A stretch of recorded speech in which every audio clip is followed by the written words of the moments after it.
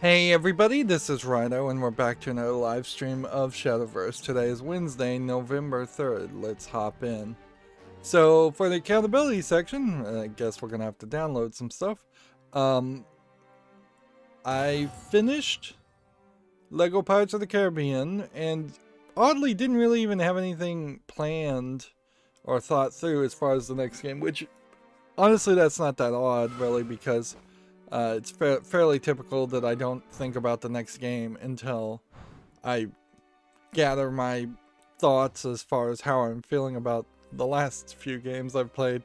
Like, if I play a game, for instance, and I hate it, last thing I would want to do is continue that chain of games or that thought and then end up playing another game that I'm of the same style. Guess you replace this for more gold.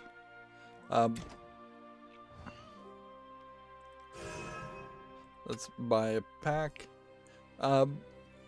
So after Lego Pirates of the Caribbean, I did a odd free game slash commercial. Really, it's as much a commercial as it is a game that in the real world is trying to promote this Lego Ideas Pirates of Barracuda set that is a puzzle box with a Lego treasure chest and a pirate map and a compass as far as a set, which isn't a terrible thought for a Lego set, and it does address a fairly big issue that people have. Let's go ahead and just open this too while we're at it.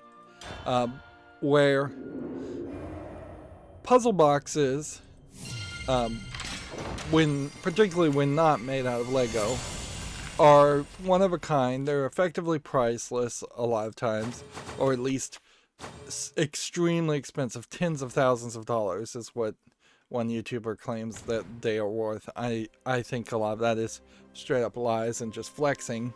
But yeah, there is an accessibility issue, certainly, as far as puzzle boxes, in that not a lot of people can get them. Even if they are made in limited runs for sale, they are still fairly rare. So putting it in a digital form really does address an accessibility issue. That being said, it's not the same feeling, certainly, to have something physically in your hand and try and solve the puzzle box compared to playing it in a virtual reality environment. But you're gonna get that problem no matter what when you move over to a video game. So I like that part, but generally I don't like the rest of this free demo slash commercial because it is way too much of a commercial. So much so that it is like they're promising to add more to the set, I believe is what they're promising, which they would call hard mode. When I saw the puzzle originally solved, I guess I only saw easy mode, which was just the chest, and the treasure map was added later. Although easy mode on the chest is also different than medium mode, which is what I played it on, which does have more steps. And in my 2 hours of coverage of Treasure of Barracuda, which they really need to address that name. Barracuda is a fish. There is a location called Barracuda Bay. Treasure of the Barracuda makes sense. Treasure of Barracuda Bay makes sense. Treasure of Barracuda doesn't make sense. It would have to be Treasure of the Barracuda, a specific fish's treasure, or a class of fish's treasure. But yeah, it's also very weird as a video game critic who, like, my whole criticism is consumer advice. It's weird to potentially play a game that is totally free, because at the very beginning you just have to say, look, this is free. If this looks interesting, do it now. You're going to spoil yourself. I didn't really solve the box. I looked up the answer. When following a walkthrough, you can solve the entire puzzle in less than 5 minutes. But of course, if I guess we're playing Shadowcraft today. If you're actually trying to puzzle it out, you will take longer, certainly.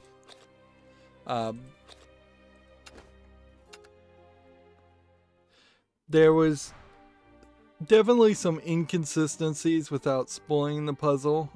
There's some gameplay mechanics that are established early that you use a lot, but then there's some gimmicks that you use only once, and then when you're introduced to those new gimmicks, you are then opening up the world of possibility that that gimmick is used in a lot of other places. There are some movements that you kind of have to undo later on,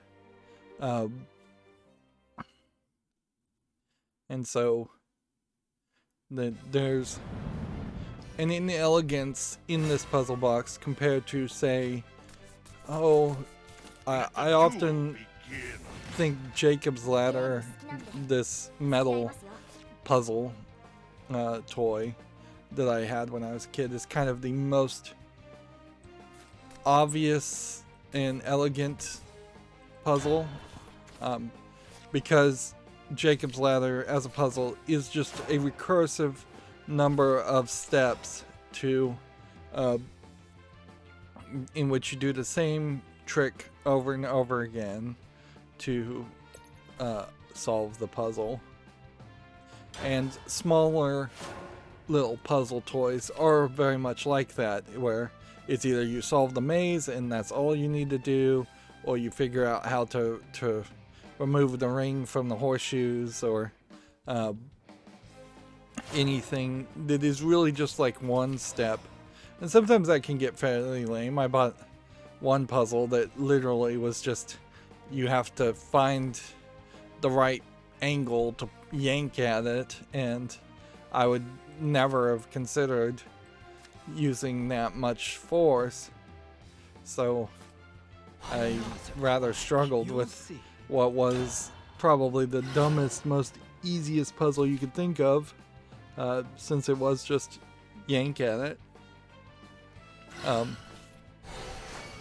Whereas puzzle boxes, compared to just single puzzle concepts, tend to have a little bit more going for them. Some of the Japanese puzzle boxes, though, do pretty much just have you sliding tiles, sliding parts of the box around, and that's all you do. There's no put a magnet here, yank this, you gain a tool to use a tool.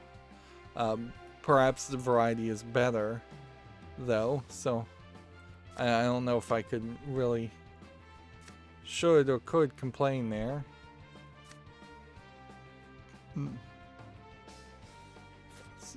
Attention everyone, I need to borrow your boat. Forget the aesthetic.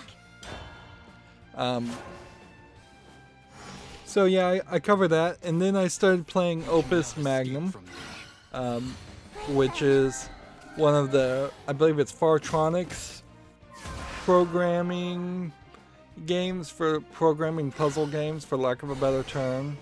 Opus Magnum, it focuses around a lot of visual programming and kind of a bad interface that I have also had to lower the resolution on so I can read the light visual novel text that's around the story. It's kind of a weird step away compared to like Human Resources Machine, which I felt like was a fairly good idea of a game around the concept of programming, using actual text, using for loops, adding a little bit of visuality to it, but not going something as crazy as like Scratch, where you're just dragging blocks and trying to turn programming into almost a Lego game, which later on Lego did come out with its own kind of programming language that I don't think got really embraced. There's a high danger, it's fairly obvious, as far as people making new programming languages, particularly for kids, and then them just being abandoned and not upkept or improved upon. because yeah, programming is not going to ever be drag and drop visuals, and so Opus Magnum is absolutely the wrong kind of programming game if you want to teach somebody how to program, or if somebody wants to learn how to program. I would heavily suggest against it.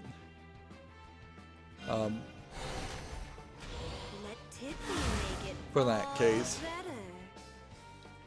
But ignoring that, it is more like a CNC machine level of programming.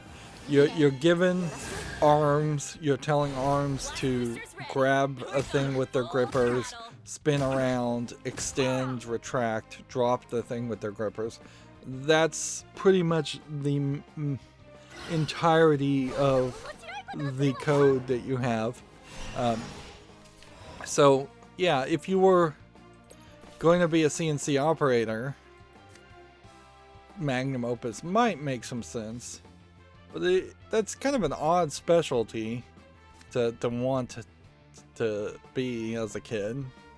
So I don't know if there really is a target audience there. Prepare yourself. And that definitely creates some weirdness in my book as far as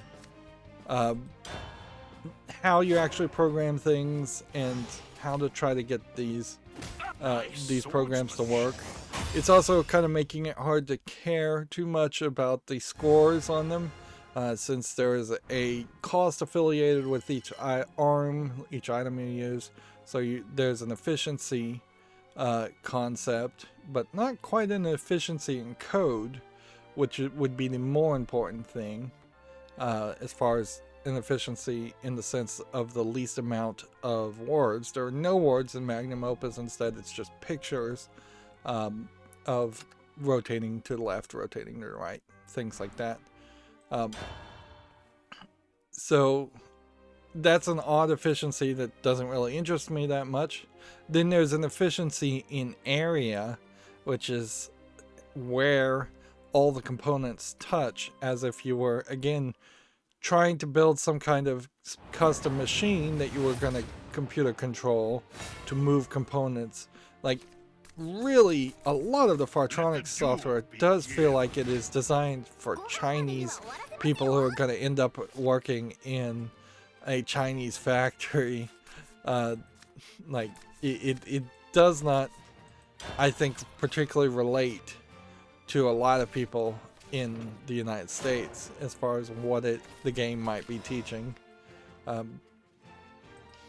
And yeah, so having an efficiency of area, so you're using less square footage, doesn't really interest me. So then the only of the three metrics that kind of interests me is the reduction in cycles, but I have yet so far to even wrap my head around reducing the number of cycles, because each arm effectively has its own program. So it's not like it's one program running multiple functions or anything like that. It's like it's 4 programs if you have 4 arms, or 5 programs if you have 5 arms, all doing their own thing. And then oddly, the synchronization, so that things don't get out of step as it loops over and over again, doesn't seem to immediately just snap and make sense and work. So you get these leaderboards / histograms, and I think the actual leaderboards have potentially been shut down, so I don't even know where I'm getting these scores from. I wouldn't be surprised if maybe it's set so it's only friends that show up on your leaderboards, or if they've just established a default leaderboard and shut down the ability to add to the leaderboard.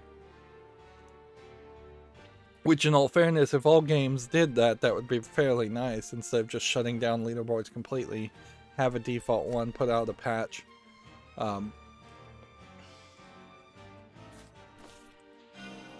To the dark. But some of these leaderboards, even in their default state, feel like they have been hacked in some crazy way.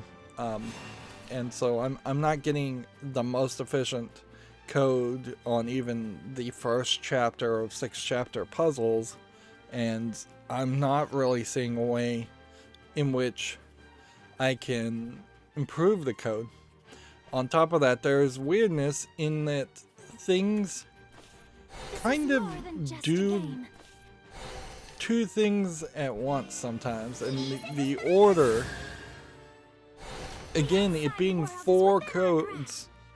basically 4 codes running at the same time, the order at which something happens is either impossible to determine, or it happens exactly at the same time as far as the game is concerned. And so you can't say, well, I want this thing to pick up and move out of the way just as this other thing is coming into the way.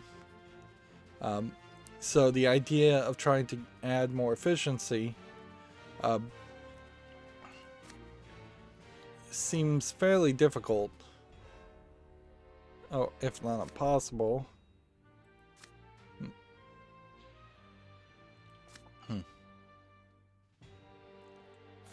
Do this to this, I guess.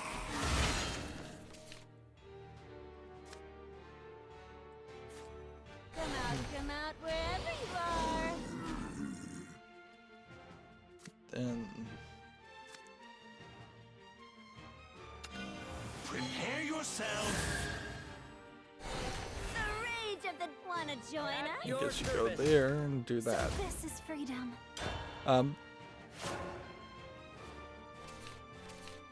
So yeah, it's very weird programming, to say the least.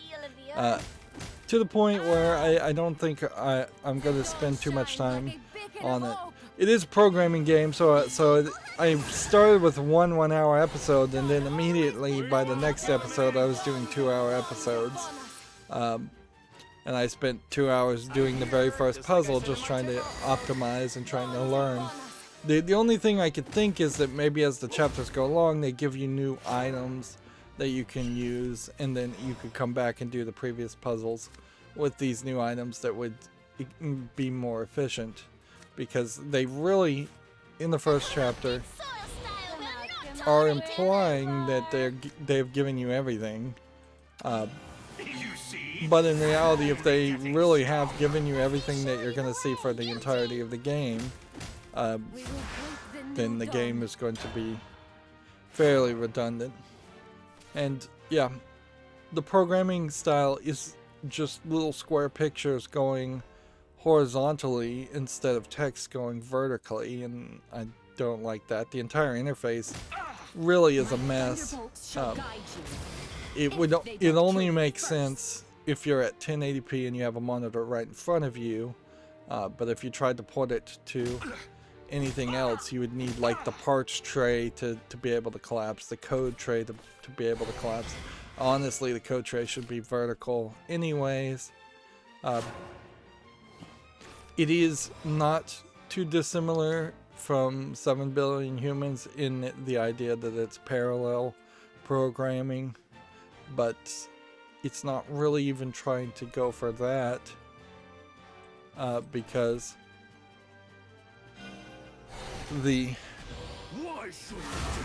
if it was true parallel programming,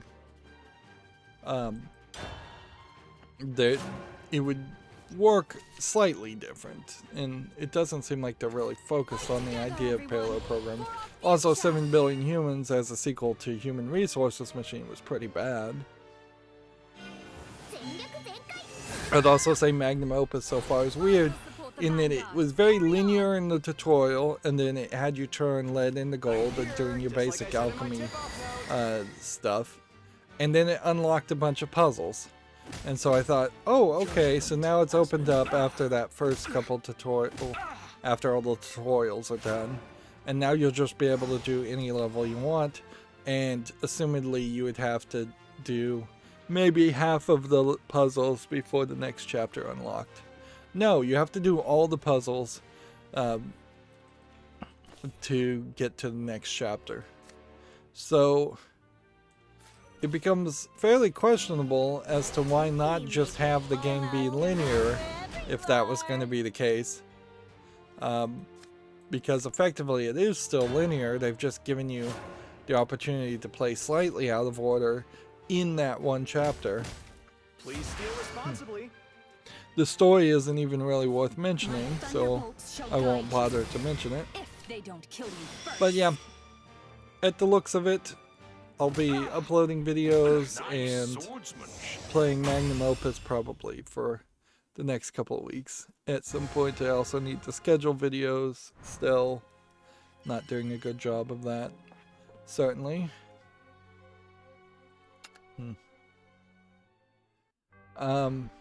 Is there anything else we need to talk about?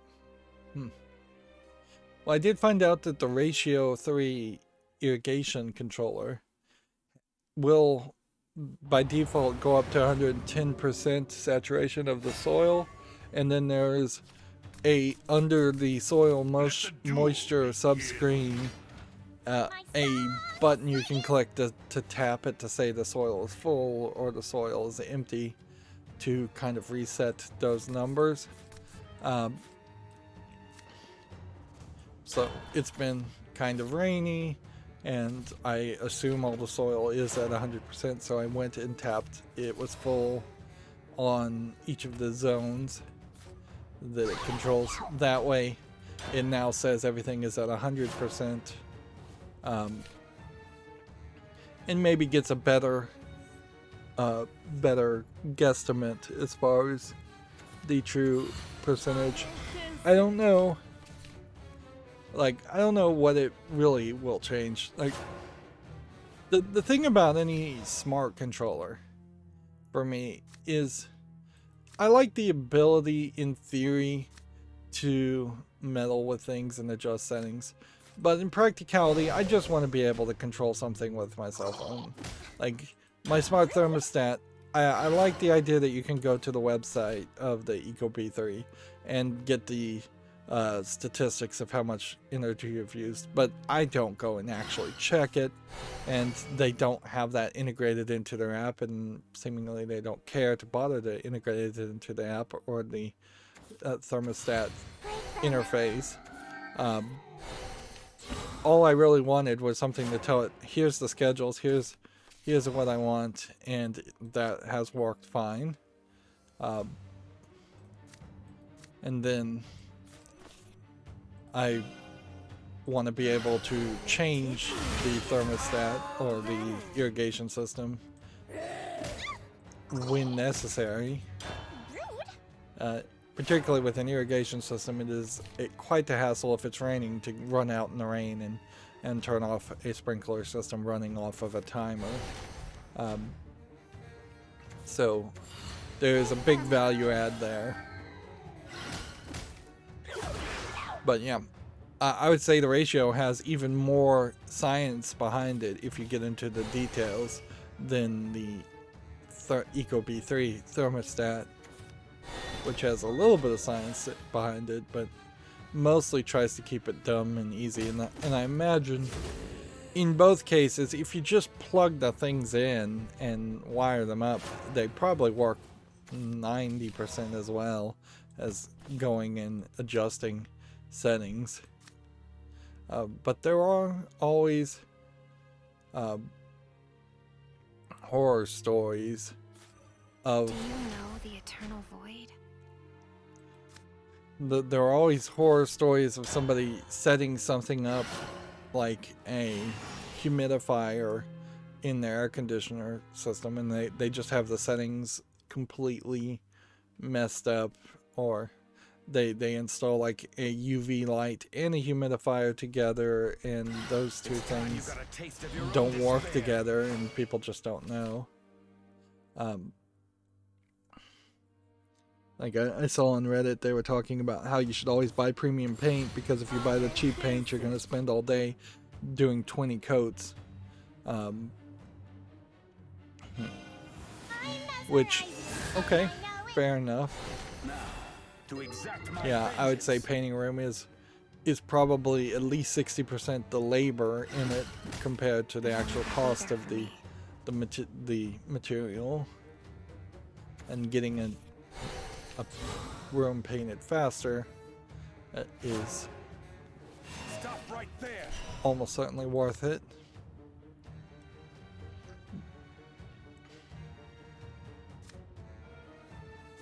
Let's see.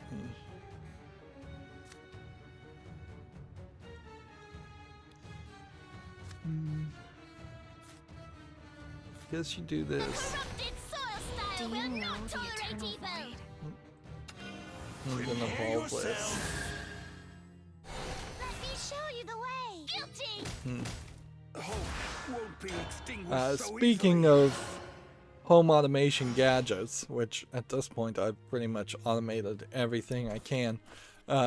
Right now, if you hurry, there is a Amazon.com lightning deal for the Xsense wireless smoke detector. Sadly, you can only get one, although I guess maybe I could get more on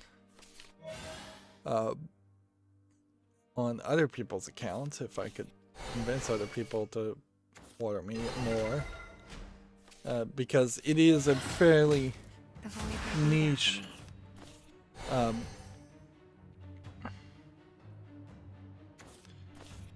fairly niche product that you're really only going to have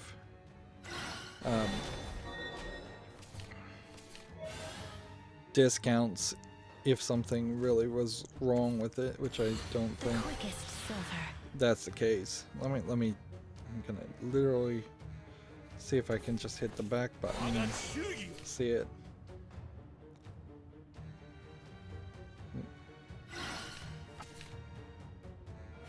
Nope, the lightning deal is already over. But yeah, I guess if I had thought that through, I might have been able to use different accounts to order more.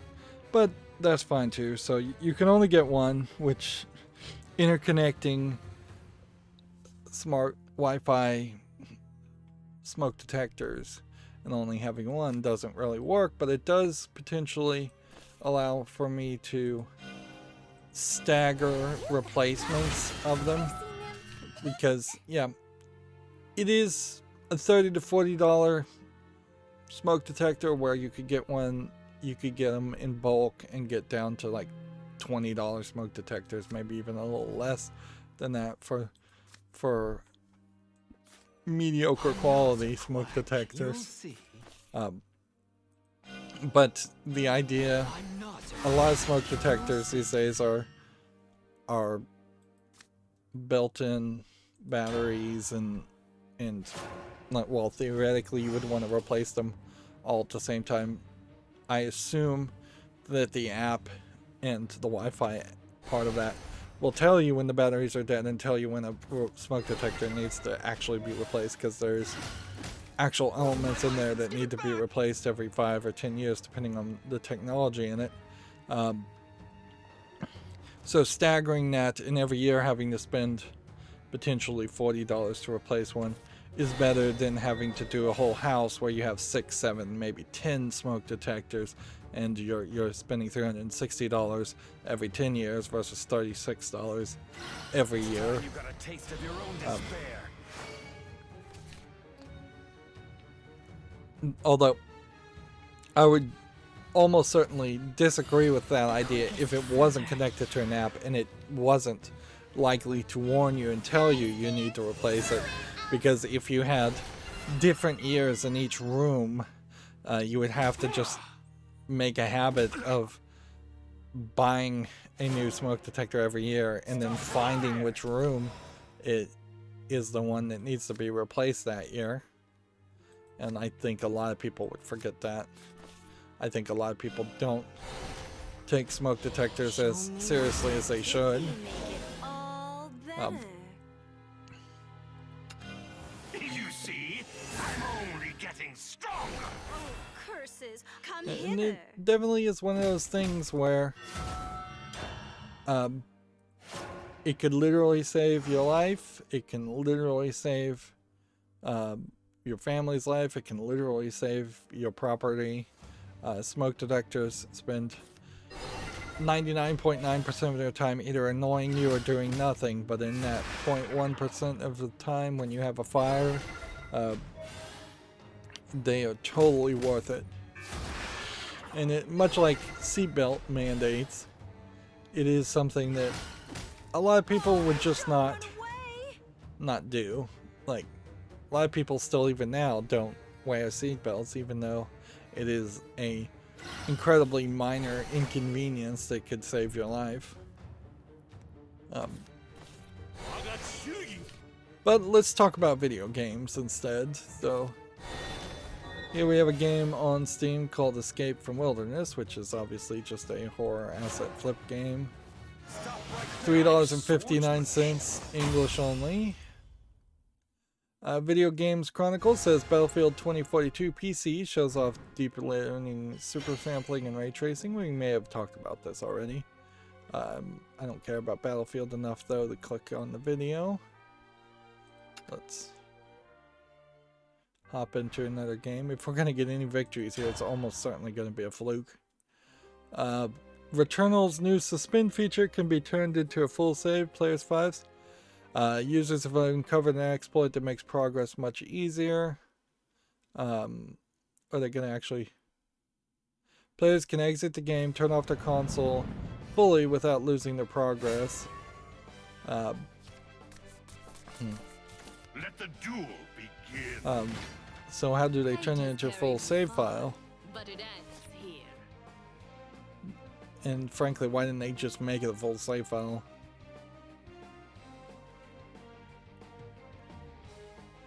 So if you suspend your save in-game, upload it to PlayStation's cloud servers. Upon dying, he found he was able to download it from the cloud and resume from that point of the game, from the point at which the game was suspended. Okay, so you just upload and download it to the cloud, PlayStation Cloud. Yeah, okay. I thought it was going to be a more complicated solution where you would have to potentially just either yank the network cord or yank the power cord out so it wouldn't delete the save point. And what would be really weird is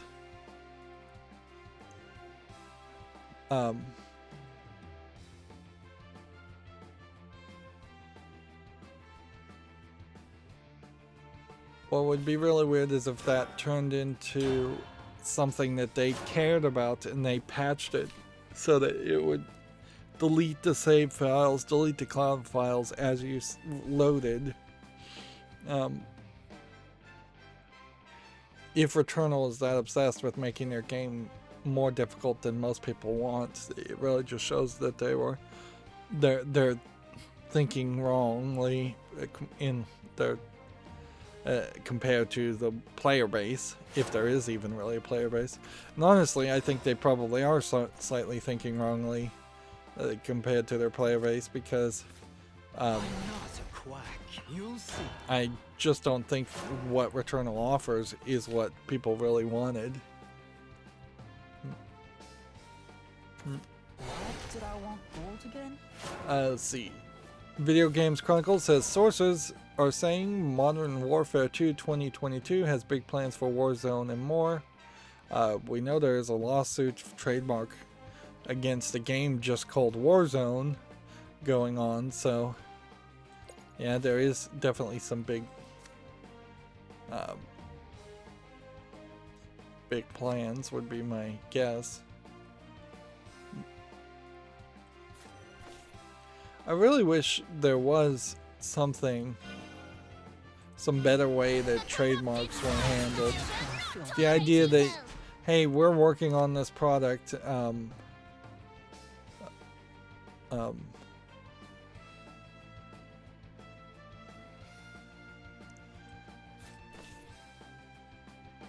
like we're working on this product called Modern Warfare 2, and we're gonna have a Warzone mode, that's fine, but they shouldn't then have to feel the need, or their law shouldn't be written in such a way that people have to then go sue smaller companies. Kinda haunted. Honestly, I think trademark as a concept is not really serving society at all. I don't even think it's really serving corporations. It's serving large corporations with enough lawyers, and it does feel like one of the very obvious points in which lawyers are making money and no one else. Like, there's a difference between copyright and trademark, too. Trademark is literally just a name. Somebody saying, hey, I have a name that is too similar to another. Adventure's what I live for. And yeah, at a certain level, I guess you don't want companies calling themselves Nintendo and not being Nintendo. Turn this into an odyssey. But Judgment has been maybe you only trademark business names at that point instead of products? Would it be too confusing, really? Are we going to have to assume people are so stupid that if a Microsoft Switch came out and a PlayStation Switch came out and there was just a general concept of portable game consoles called Switches, would that really hurt society too much? For people to have to say Switch? And particularly in the case of Warzone, like there's no reason there should be anybody should have a trademark to the word Warzone. Warzone as a concept, as a word, has existed for hundreds of years, if not thousands of years. Prepare yourself. So this really feels like it's a frivolous lawsuit. Can I haunt you too? And maybe that's where the trademark office should just adjust things, is that they should just say, hey, we're going to just have a list of banned words, things that cannot be trademarked, generic words. Here's every word that's in the dictionary to start with, like, Adventure's what I live for. or every word that's not a noun. You're Rydo. Or at least used as a noun. A switch is used as a noun.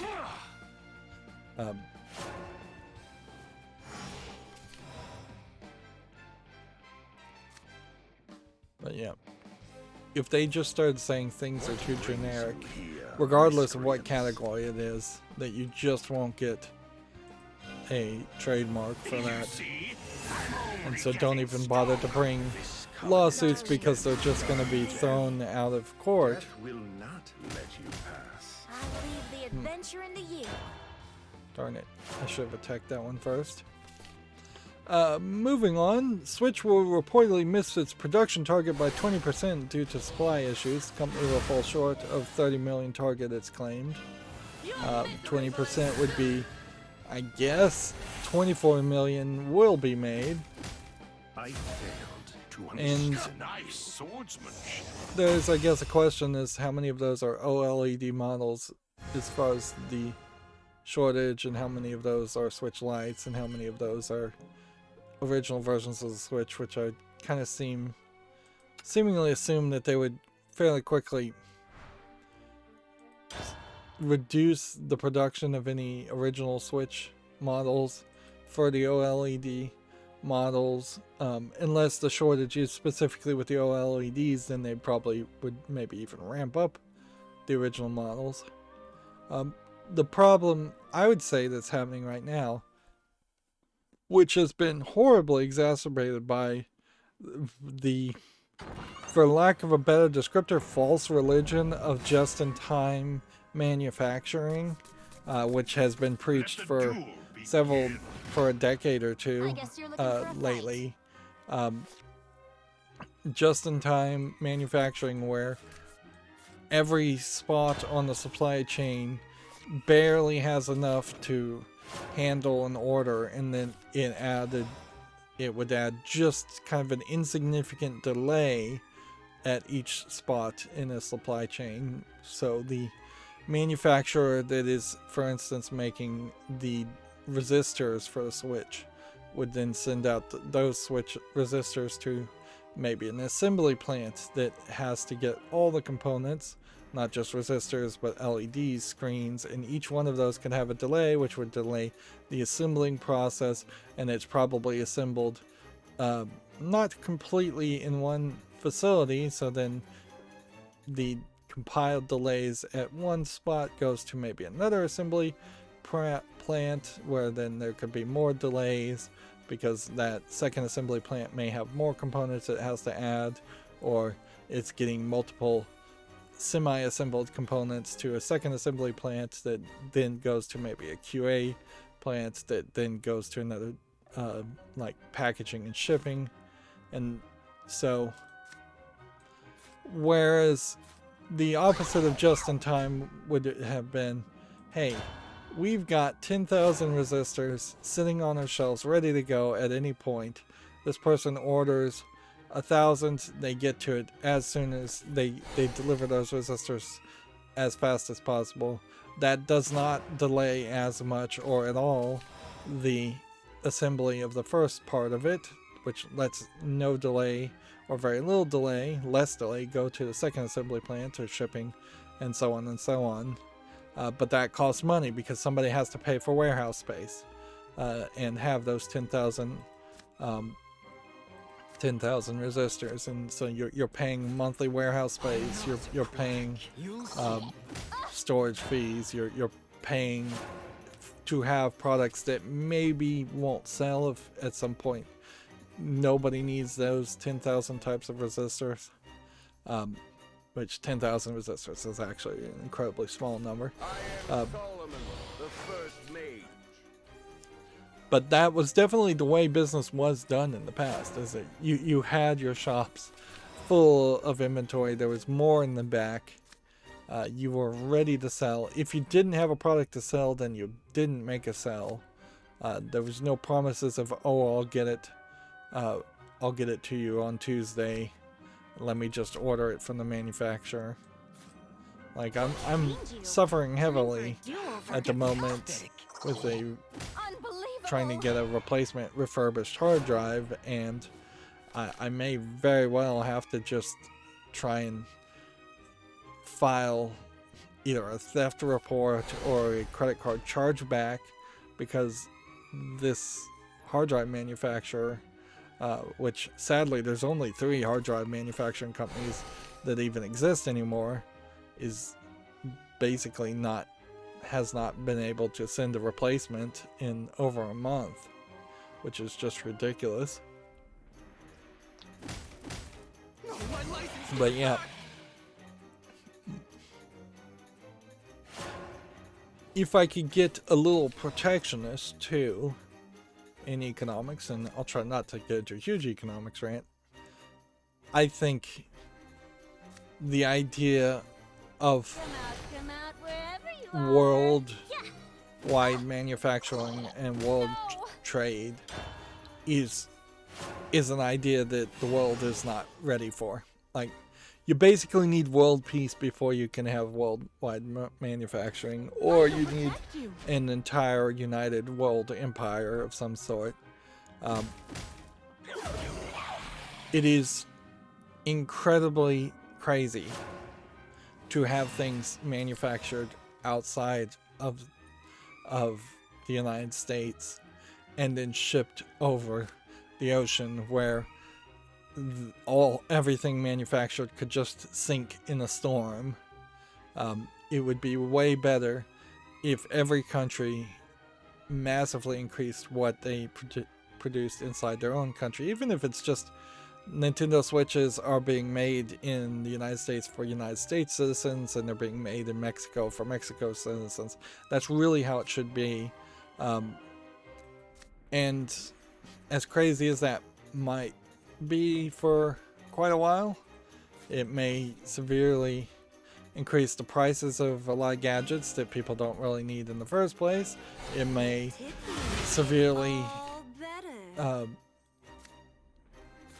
like reduce the quality of a lot of products. It may severely reduce the amount of pay that a lot of people are getting to manufacture these products just to be competitive. That's the thing, is that there's this worldwide competition, and first world countries like the United States, England, UK, they cannot compete with second world and third world countries that are paying basically slave wages or to reduce the cost.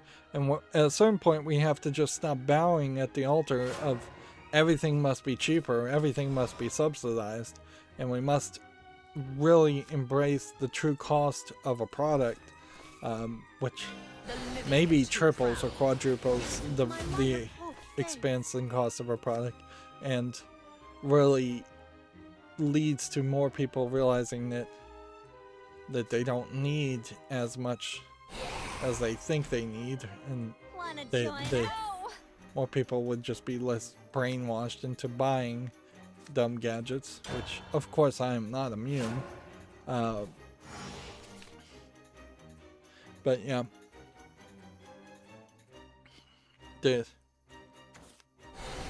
we are seeing some of that. If you've been following Reddit, and I don't know how relevant Reddit is these days, r/anti-work is like the fastest growing subforum where people are realizing it is just not worth it to work a lot of these awful jobs, particularly when they have been given that break to feel like, because of the pandemic, which arguably maybe the pandemic in the long run will do more good than harm because of this. But once they had that break to not be exhausted, to not be kind of crazed by overworking in terrible jobs, once they had that time to reevaluate, they realized that the job was not worth it and wasn't paying that much. And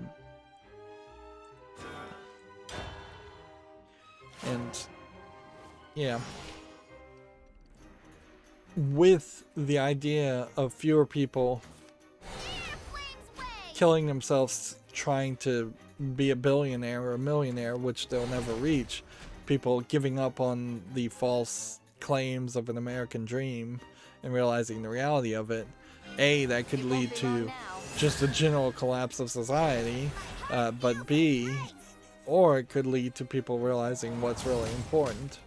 And we've had this before. The hippie movement and the commune movement of the 60s, 70s, and early 80s, like, that was the same idea, is that the hippies and the commune people realized that it for them, for their lifestyle, was not worth it to go and just work a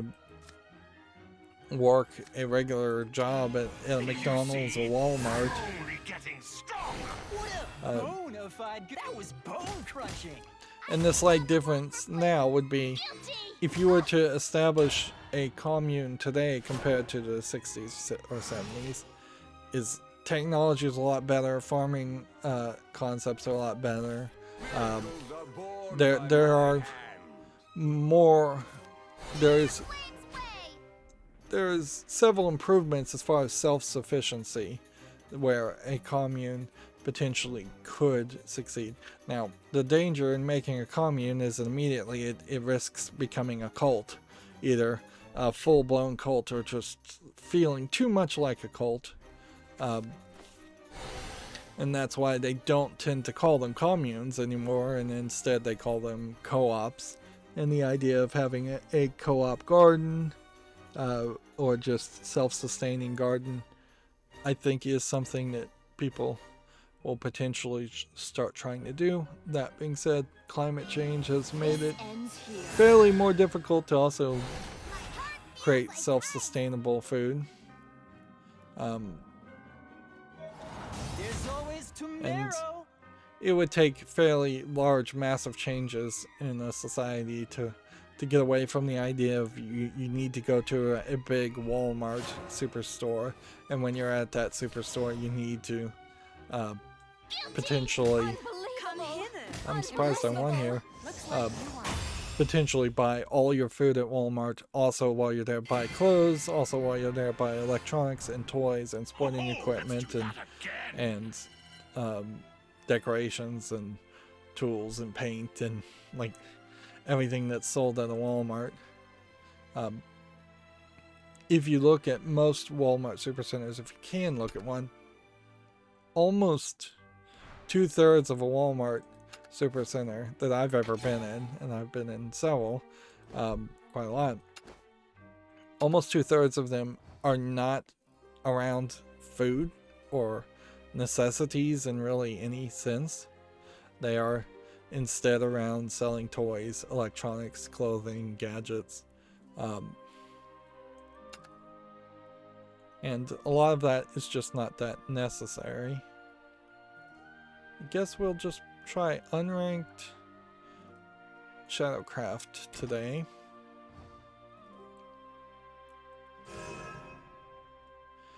Of course, these things can be fairly cyclical, so if one generation decides to be more conservative on their spending and start living a more conservative lifestyle in the sense of not buying a bunch of things, not being a rampant consumerist. Let the duel begin.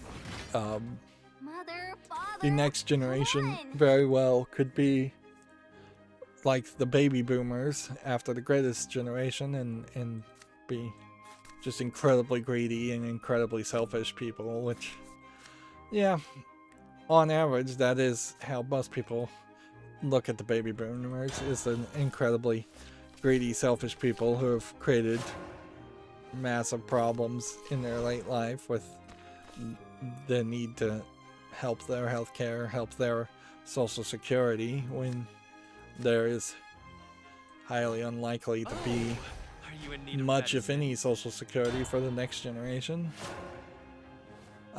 Let's get back to video game news, though, because I'm kind of rambling here. Video Games Chronicle says Awesome Games Done Quick 2022 will feature more than 140 speedruns. January's event will raise money to prevent cancer to the Prevent Cancer Foundation. Games Done Quick at this point has pretty much settled on 2 or 3 charities, and that's it.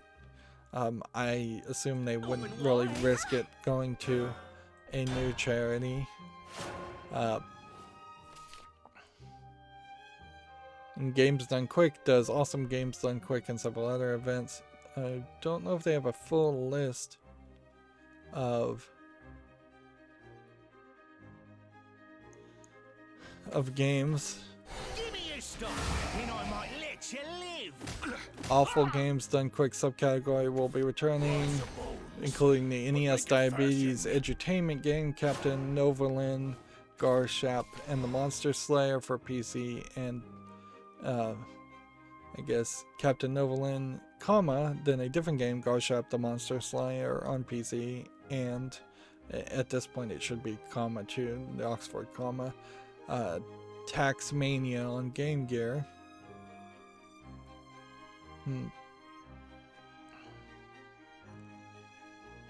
Yeah. I follow Games Done Quick on YouTube, but honestly, I don't watch a lot of their content anymore.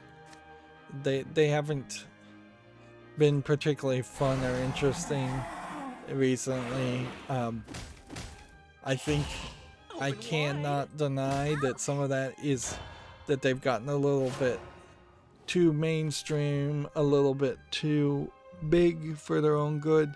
It was a different thing when it was a charity being run by just a bunch of people who are looking to have fun. Now it is, I think, like a lot of charities, probably a little corrupt and just too big for its own good.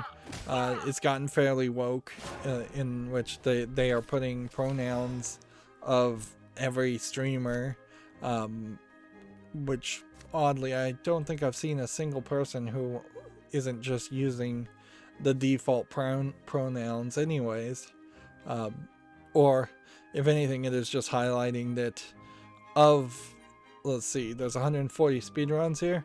Of the 140 speedrunners of this next game that's done quick, I bet you have less than 3 people that don't use just the default pronouns.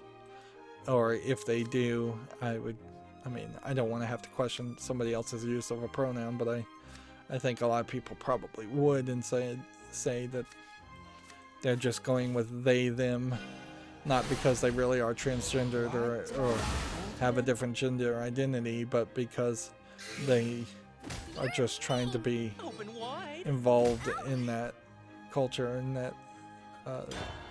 that movement. And yeah,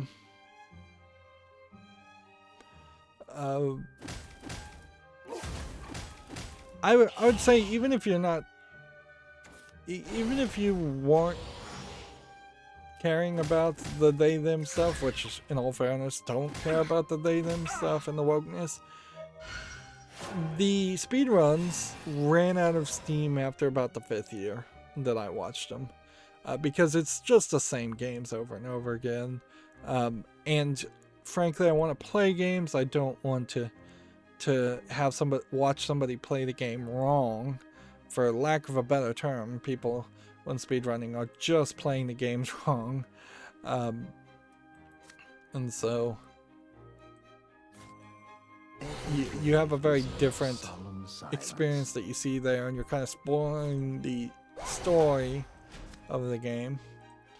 I was maybe encouraged to buy and play one game because of a Games Done Quick style speedrun, and that was it.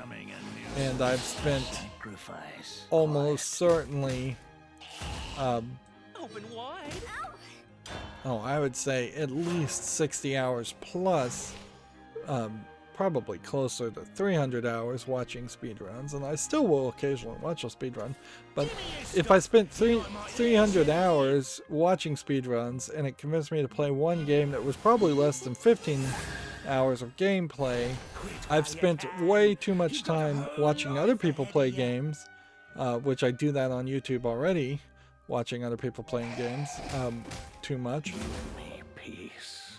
So yeah, as a video game critic in particular, it's kind of hard to justify spending that extra time. But it is for charity as much as anything is for charity, so I don't think I would just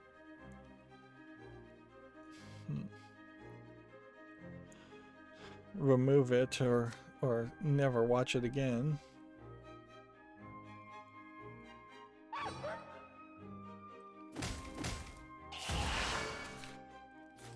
On the field, put that on the field.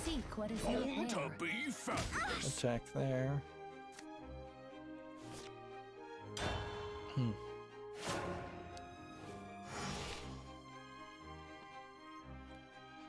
Moving on, Video Games Chronicle talking about Famitsu, which is weird, because normally it's only Gamatsu who covers the Japanese review Famitsu's.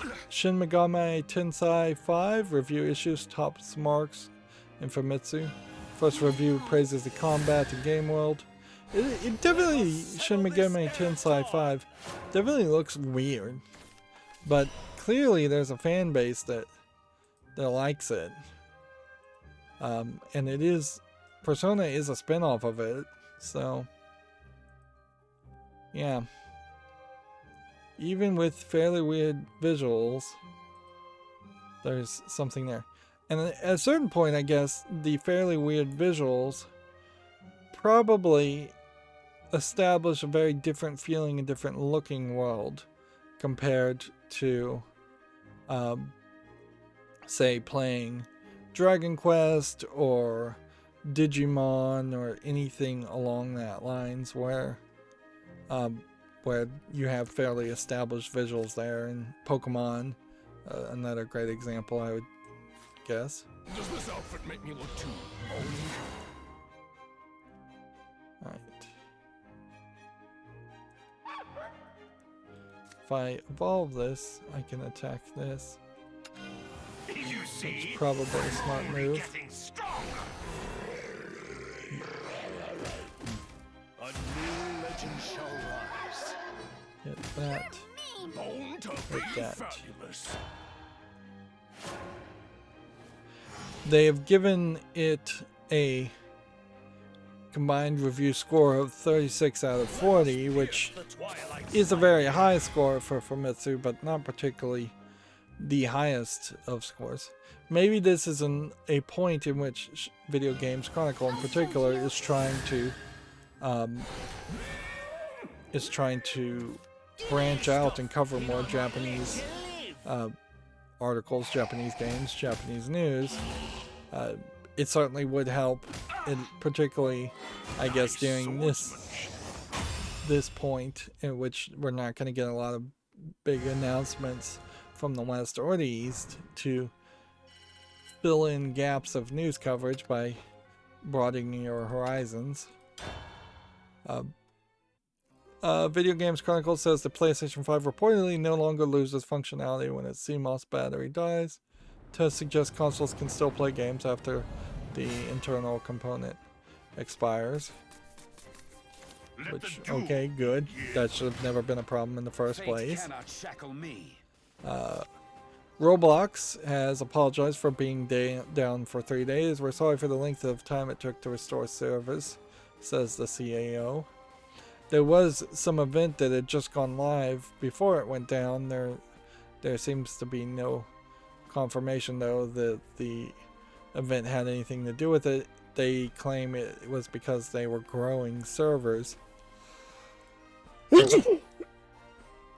Which does not mean that they were actually planting and growing servers. Of course, it means that they were adding servers to handle people playing Roblox.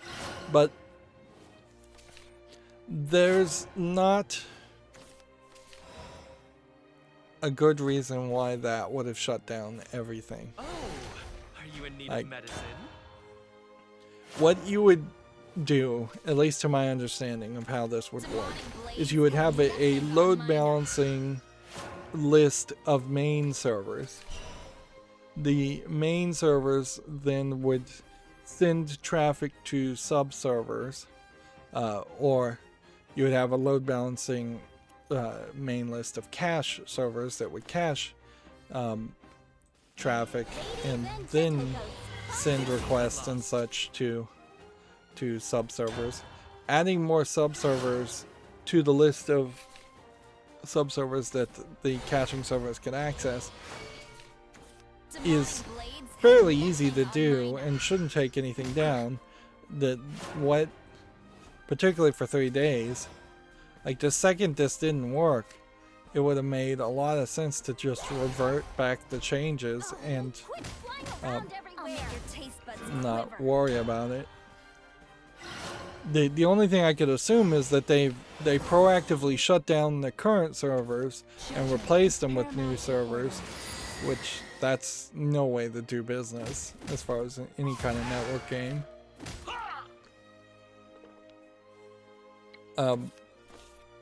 Yeah, if it was just a simple misconfiguration of probably Nginx, the kind of replacement for Apache networking servers, there shouldn't have been 3 days if it was just a misconfiguration. What this implies to me is that they have some kind of service provider that just doesn't care and doesn't mind being down for 3 days, and they clearly have put all their eggs in one basket. So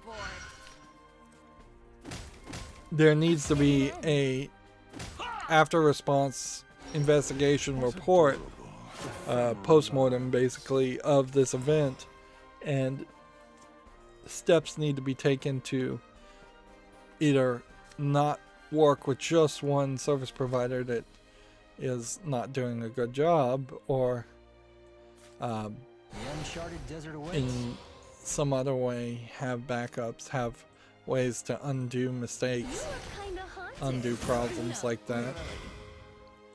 Like, What is it you desire? Prepare yourself. yeah, I don't see Looks like you've got another. Aren't you popular? any scenario where that should have happened like that. It could be a case where if it were a bad update and you set each of the subservers to update from a update file, but that is the reason why you don't have every subserver update from the same image at the same time. You stagger rollouts. Ideally, I wouldn't want any more than a third of my servers updated at the same time, if at all possible. See Uh, what is not there. But clearly, these things do happen. Like, we've seen them happen over and over again. Do your worst, evil spirit. I'm coming for you. Detestable. I'll make your taste buds quiver. What do we have here? I'll This is make your my taste fight. buds quiver. A fitting end. Let's see. Here we have a game on Steam called Love Interactive Therapy, which looks like it's a mostly text-based dating sim. 42.49 English only, third-party EULA. It almost feels like it is a couples relationship program and not really a game, but then it's tagged as a farming sim, so I think it very possibly is just a troll or a low effort game. The last thing I think anybody needs or should be recommended, though, is a computer run, a very simplistically computer run group therapy, or any kind of therapy run by a computer. Like, humans are very subtle things. You kind of need a therapist to hear the tone in your voice, the reactions on your face. Even like doing the therapy over phones probably has a slight danger of a therapist either not reacting to something they need to react to and respond to, and leads people into different ways of thinking, different ways of speaking, different ways of acting. The danger of somebody manipulating a program is extremely high, where it is slightly harder to manipulate a good therapist because they've been trained in recognizing like sociopaths and manipulative behaviors and manipulative people, so that they wouldn't fall into that. There is definitely danger, I think, particularly in the United States, of fake therapists, people that claim they're therapists but are not qualified, not educated. They've gotten bad educations. They're often religious leaders, claiming that they're Are you in need of medicine? giving some form of guidance or therapy, but when they're not qualified. So yeah, I definitely could not recommend a game like that. Next, we have a game called Dreamer Puzzle, which is interesting in that each of the puzzle images do look like they're kind of hand-drawn, but then it is just a jigsaw puzzle game, and it looks like every picture of the puzzles is just this kid in bed getting read stories and such, so that's fairly boring as far as the art. 79 cents, English only. Maybe he's trapped in bed because he's sick, and okay, that's a sad story, but it's not really the kind of story you can tell doing jigsaw puzzles, is it?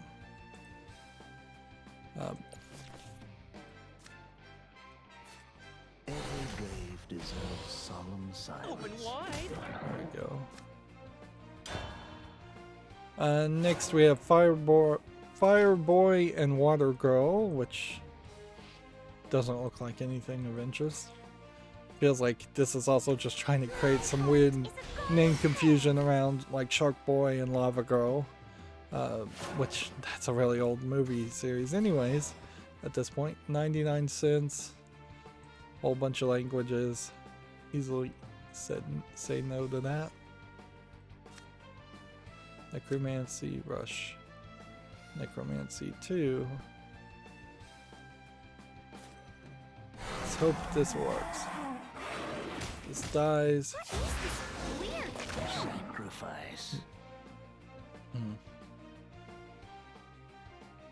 Open wide. Attack here. Quiet. Attack here.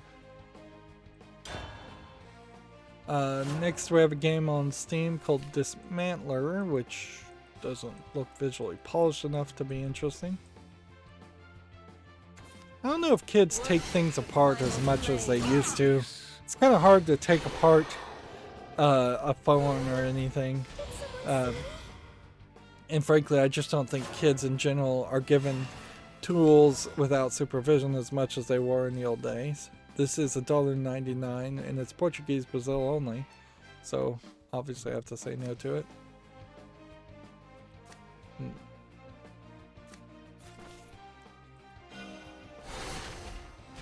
Oh. It's probably not just by default a bad, a good thing that kids don't dismantle things as much as they used to. There's plenty of broken cell phones that are just going to end up in a garbage anyways. You have a kid take it out apart and look on the insides, but you can't really fix anything or do anything with it. And certainly woodworking and 3D printing and actually accomplishing something instead of just dismantling things is probably a better direction to point kids into anyways. Instead of having them take apart your chair, have them build a new chair, which I'm sure parents would be more happy if that happened. Kids are still, I assume, curious and will want to learn how things are made. Of course, we have the internet too, so it's fairly easy to know how to figure out how something is made without having to take it apart anyways. If anything, kids may be able to satisfy their curiosity in a more controlled educational manner than older generations. I definitely took apart a few things when I was a kid. It seems I've lost. Let's see, they also make things in such a way that it's fairly difficult to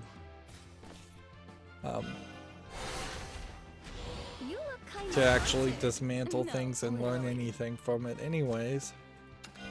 You see, I'm only getting stronger. If I do 6 here and he doesn't heal, I can win in the next turn. Moving on, we have a game on Steam, Mini Island of Winter, which I have to put this on the fall list, I think, but this does kind of feel like this is one of these games from the same developer. Yes, it is. So I'm not going to put it on the fall list. This guy makes like these single level games that look like they're fairly good, but then there's just nothing to them, and he floods Steam with them. This is $2.24. Whole bunch of languages. It really doesn't make sense that for him at this point to not just make a full game and just try and sell it as a full game instead of selling individual levels. But then each of the releases he makes is just copying and pasting a significant amount of the content from each release to the other, so once that became a full product, he would have to do more work. And I guess it really is one of those examples of spending more effort to do something wrong than it would be to spend the effort to do something right. Time to get started. Here we have a game on Steam called Kid Hollow, which probably is a late Halloween game. It doesn't look like anything of interest. $9.99, English only. Obviously no to that. Let's get rid of these. Here we have a game called Executive Hockey, which is just a hockey sim game. $4.99, English only. Here we have The Legend of Tianding, which might be an interesting game. It looks visually polished enough to be an interesting game. Kind of feels a little bit like Comic Zone in its art style. This is on the fall list. November 1st, 2021. Very positive. Is it early access? No. Supports several languages. Well, I guess at this point I can just elevate this to the wish list. What's interesting specifically about something like this is I have no idea who Tianding is. It's got side-scrolling Taiwanese folk hero game. So this would be educational. It's different. It looks good. It is definitely a different experience versus playing a average first-person shooter or zombie horror game. Here we have a game called Witchspring 3 Refine the Story of Irudi, which kind of feels like a mobile game that has just been ported as an RPG game. I guess what you would want to know is, are there other Witchspring games, or would you have to jump in the third game? $26.99, full Japanese, full Korean, Chinese and English subtitles. Let's see if we can find any other Witchspring. This is developed by G-Choice, which also made Wonder Boy, Asha and Monster World. Which, why is that not interesting? This is a much more relevant game, and even it barely has 36 positive reviews.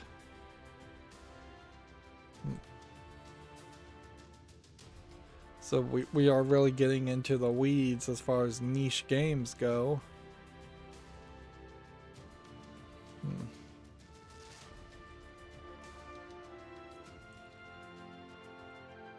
There's like 3 developers listed, and none of them at all seem to be Ladies and gentle ghosts. It seems I'm lost. yeah.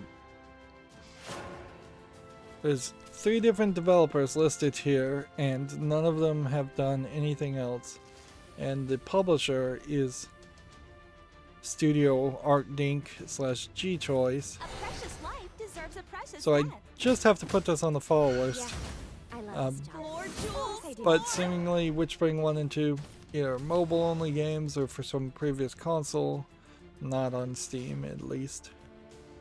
It would be a hard decision certainly to say yes to this at the high price, considering how there are more relevant JRPG games to play instead. You look kinda haunted. Oh no, literally. Here we have a Chinese game that looks like it's just a visual novel with some puzzles. Looks fairly low effort.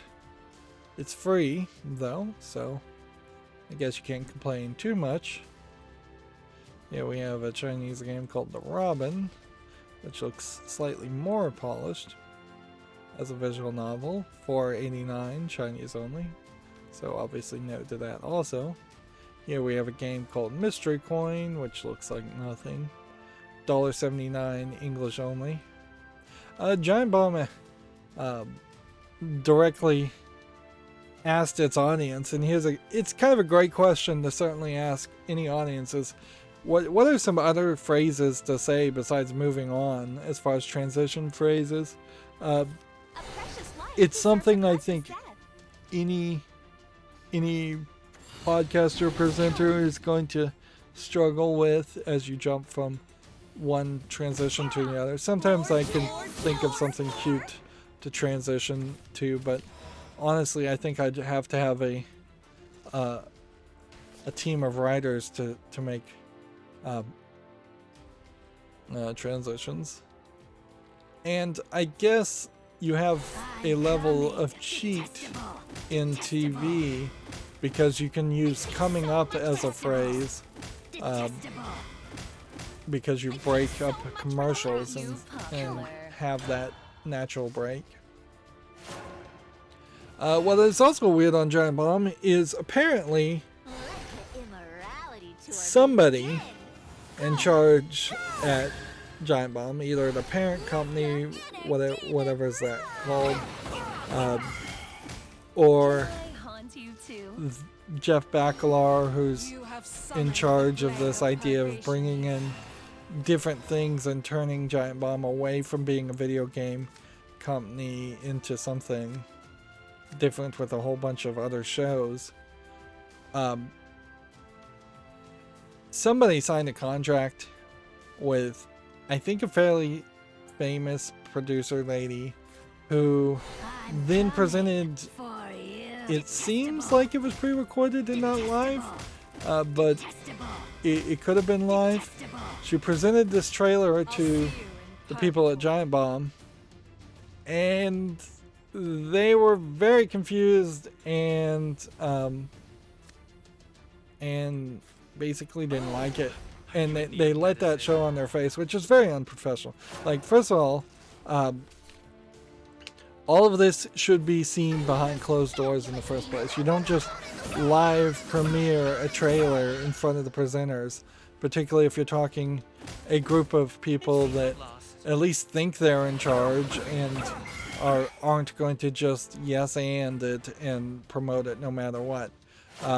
I think this lady presenter is more from the field of like morning news shows, like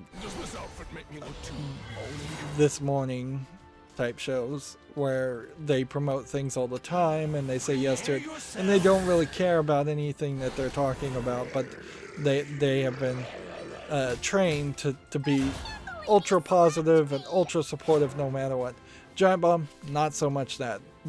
There's real criticism in the bones of people at Giant Bomb, way more than Good Morning America, for instance, where Good Morning America is really just, if you can get on Good Morning America to promote your thing, you're allowed to show your commercials, and the interviews are pre-scripted and everything is pre-scripted, and they should have gone that route for this new movie criticism, basically YouTube channel, like that. I think it's called Real Theory, REEL might be the name of it, and there's nothing wrong with it. It's just on video games, and yet Giant Bomb has already been at the point of Let the duel begin. of not doing video games at this point. They're very quickly turning into a site that's going to be video games last and everything else first. But their own reaction, I think, is going to sour people in on this new content. There is a lot of weirdness, certainly, as far as Whiskey Media, as it was, had a whole database and a whole movie website, and it failed because of just like constant DMCA copyright claims that were happening, or at least the fear of constant copyright claims and DMCA takedowns on video footage. Some things have changed in the years since. I think it was called Screen Rants was the name of it. But maybe I'm thinking of something different. So maybe you are a little bit safer now to to talk about movies and show movie clips. Plenty of YouTubers figure out ways to do it. They, I think, have to bend over backwards a lot of times to make sure things don't get Literally. copyright claimed. But they've found a way to kind of coexist with that on YouTube. But yeah, their own reception and putting out that video was kind of ridiculous. And Is that you? if I was there, I would have said, "Hey, let's." And what's weird is it is the exact opposite of what I accuse most California people, and Giant Bomb in particular, are not exempt from this. Most California people do glad hand you and blow smoke up your butt. The idea that they wouldn't really highlights that they were sold one product and then shown a completely different one. But that's all stuff that should be in the background. That happens all the time. Producers just straight up lie to you as far as what they're gonna make and then make something completely different. That's the only way you can even explain how you have some of these these movies come out the way they are. No production company approved the Ghostbusters, what would have been Ghostbusters 3 movie, the all-female Ghostbusters reboot. Nobody approved that was going to be this insane feminist woke movie that was mostly improv. Like, the mostly improv part wouldn't have gotten approved, even if the woke stuff was approved. That clearly there was lies and deception happening there, and that's kind of just how Hollywood goes. Even the most recent shooting and death shows how there is just a lack of honesty and a lack of professionalism and a lack of doing things the right way that occurs as far as TV and movie production goes. Like, if they're not safeguarding people's lives, you can definitely know they aren't safeguarding the truth or safeguarding any credibility that they might have. It's pretty much well known producers, directors, movie makers, TV people have no credibility as far as the truth. They have basically no connection to the truth. Wouldn't know it if it smacked them in the face. But that's the business they were in. I'm doing you a favor by putting your voice. I would say this new announcement for this new show and this reaction here really goes to show where why the Nextlander group of people would have left at this point. Once they started to hear about these new shows that Giant Bomb is now making that have nothing to do with video games, to the point where there's arguably 3 or 4 times more non-video game content being made on a weekly basis now than video game content being made. I could certainly understand why they left Giant Bomb. That being said, I still have no reason why I would want to Seek what is not watch there. Nextlander content, and Nextlander with the people that moved over to Nextlander is still not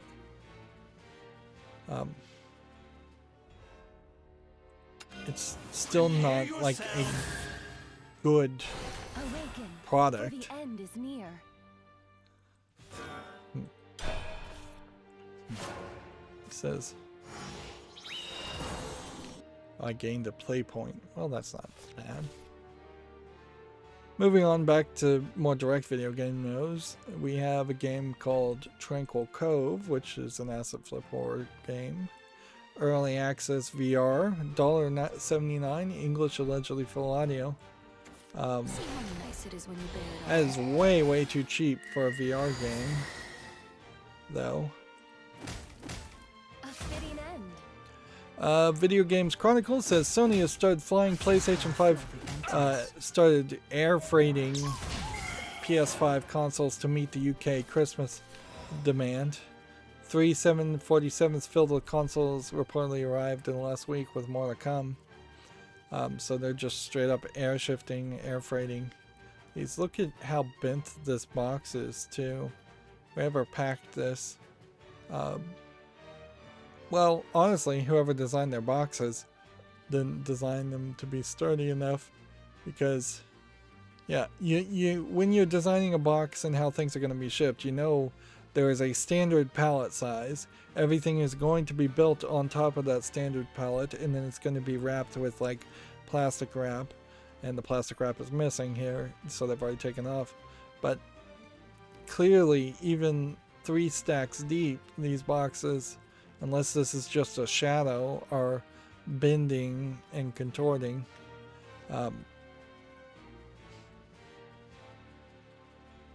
Now, the question to ask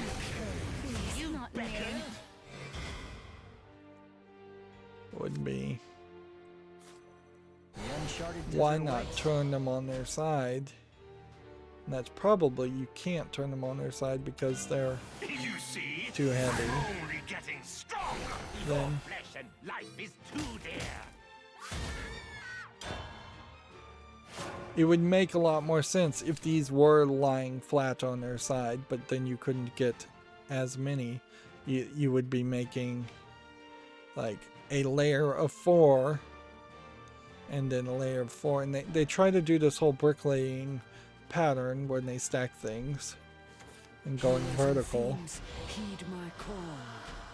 But yeah, mostly this is a box problem. And Are you in need of medicine? another indication of the PlayStation 5 just being too large for its own good. But yeah, supply is short, demand is high.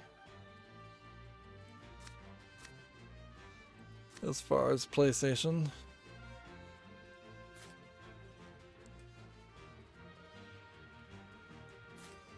Every grave deserves solemn silence. More! You're becoming a nuisance. Sacrifice.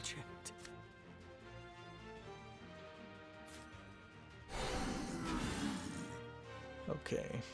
Quiet. I'm gonna die no matter what, so we might as well just do damage, I guess. Video Games Chronicle says the Switch hacker Gary Bowser pleads guilty and offers to pay Nintendo $4.5 million. This is Team Executor selling mod chips since 2013.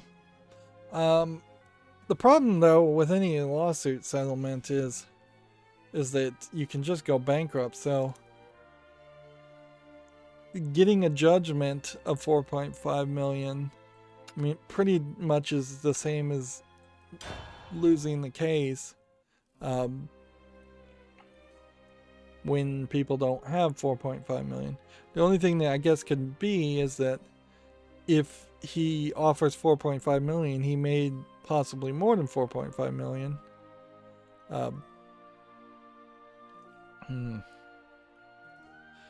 They were charged with 11 felony counts, which I guess are criminal, including wire fraud and conspiracy to commit money laundering. Oh, those are bigger counts than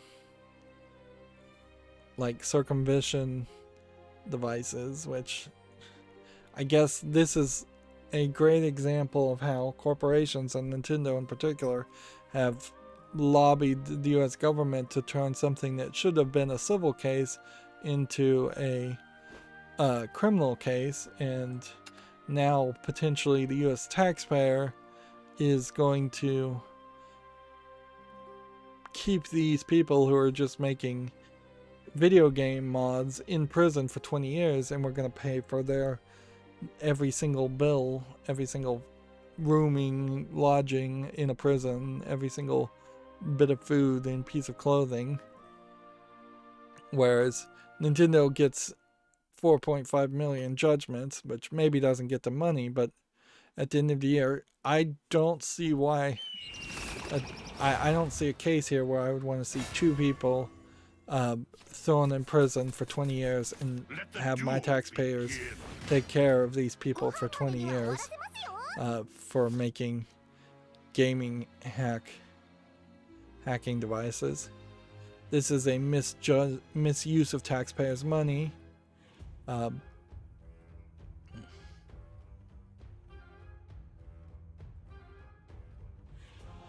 So, yeah. The prosecution agreed to waive all other charges, but you still could get 5 years. I don't see a reason why I would want my tax dollars to go to keeping Bowser in prison for 5 years.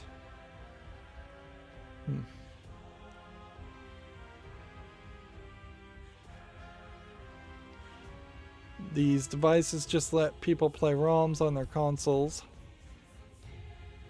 And yeah, I mean, really ridiculous that we're even wasting the court's time here with this. I could see it being a civil case, but the idea that it leads to the level of criminality, like there's human traffickers, there's drug dealers, like there's murderers out there. There's more to do than waste the federal court's time. Federal courts have a whole bunch of laws and like voting election results and things that they have to upkeep and listen to court cases on.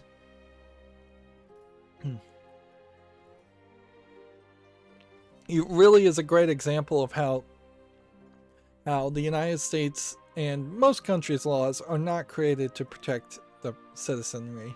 The government does not care about the citizenry. The police don't care about the citizenry. It's all about just protecting corporation and rich people's money and property. And at a certain point, if it gets too bad, then maybe you need a French-style revolution where the rich people just get executed. And there's just a dramatic redistribution of wealth. You wouldn't be in some countries that are less capitalistic, you wouldn't hear stories like this. It would be ridiculous to even consider laws protecting a corporation to such an extreme amount. Like, it might even be a different thing if, say, Bowser pleads guilty and then Nintendo has to pay to keep him in jail if they want to keep him in jail. That's not a particularly fair system, but for a civil crime, that might be something closer. Have some blood in the game. But it is ridiculous that taxpayers are subsidizing and funding corporations' protection of corporations. You look kinda haunted. No, literally. No. And the fact that the prosecutors even bothered to take the case this far is really an example where prosecutors are not focusing on the cases they should be focusing on and instead going for easy victories. There's plenty of rich people who aren't paying their taxes that I would be much more willing to put in prison over someone who's just making a ROM playing Aren't you chip. popular? Moving on now. A ex-Nintendo programmer shows an early Zelda 64 quote portal demo for the first time. This early tech test featured teleporting portals a decade before Valve's classic. In all fairness, though, Zelda eventually did have a ability to jump through portals, and it's not like the concept is that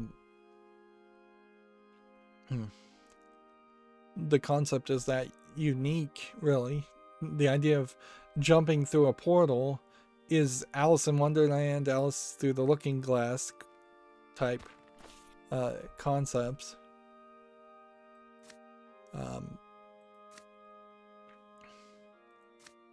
So yeah, almost certainly, since this would be a Nintendo 64 tech demo, it did not run well. So I would also have warned anybody to be too interested in something like that. I imagine there's a lot of people that had tech demos of some kind of portal teleportation technology.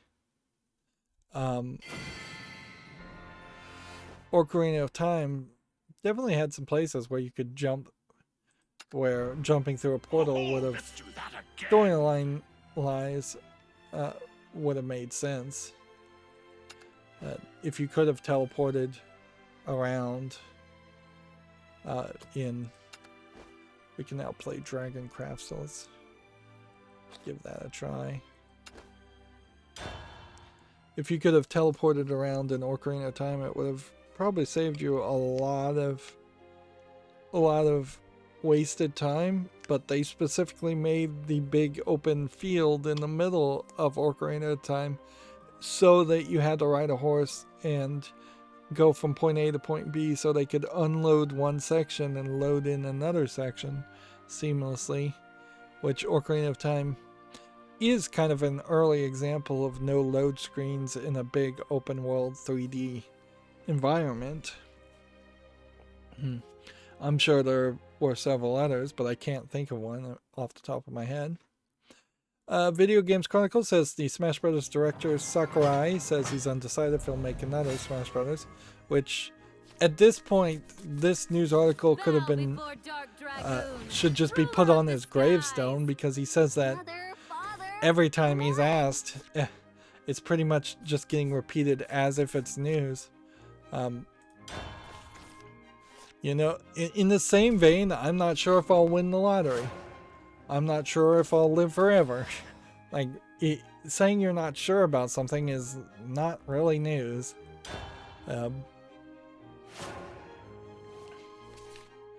Moving on, Video Games Chronicle. 3 months later, the Blizzard's co-leader has announced her departure. The former Vicarious Visions boss wants to focus on diversity in the game industry.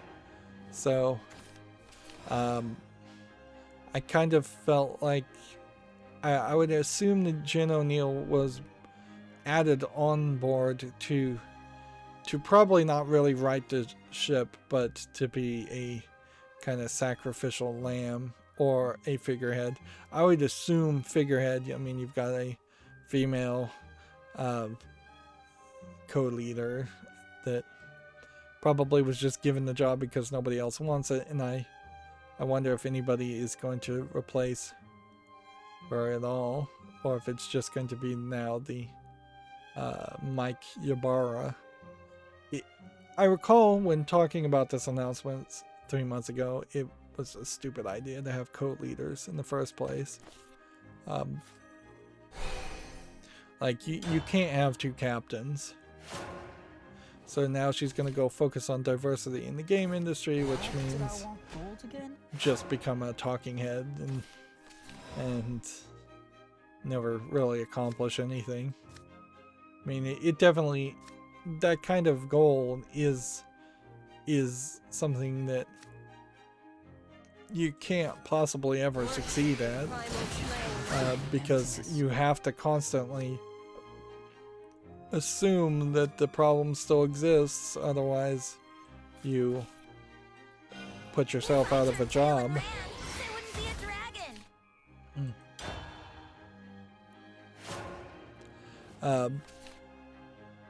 Not video game related, but speaking of organizations that are constantly looking for something to complain about,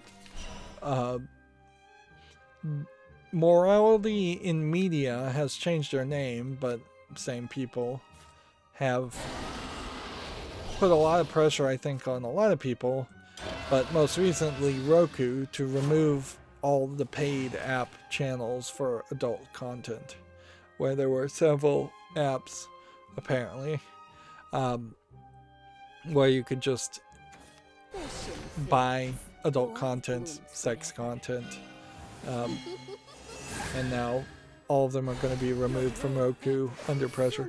I imagine they probably didn't make a lot of money, so it was an easy decision on Roku. But we do see this consistent push, and often we don't even see that it is organizations like Morality and Media that are lobbying people like PayPal to take down this content. But yeah, we're seeing this consistent push where straight up they are trying to demonetize, for lack of a better term, all adult content. And that certainly could backfire in a few different ways, like, because the porn addicts out there are just going to be driven underground almost certainly. So you're not helping anybody who is potentially has an obsessive personality or obsessive disorder and is watching a ton of porn. If anything, you're driving them underground to more dangerous, less regulated material. Porn in general is already too dangerous and unregulated for its own good. But it's not going to get better. It is only slightly hysterical to assume that somebody out there with less access to porn is going to be driven to assaults and rape instead if their outlet has been removed. And particularly in the case of Roku, if you have to install an app and have a credit card to verify your age to get to adult content. I didn't even know there was adult channels on Roku. Like, that is just so hidden behind so many levels that it wasn't in no way a problem. And the next real problem certainly would be if you have cable providers removing the adult channels, which the adult channels on cable providers are generally pretty softcore and sanitized. I've struck it rich, oh, filthy rich. But yeah, it's going to get really ridiculous if you start having to buy Bitcoin and VPNing into websites on the Tor network just to watch porn video. Like,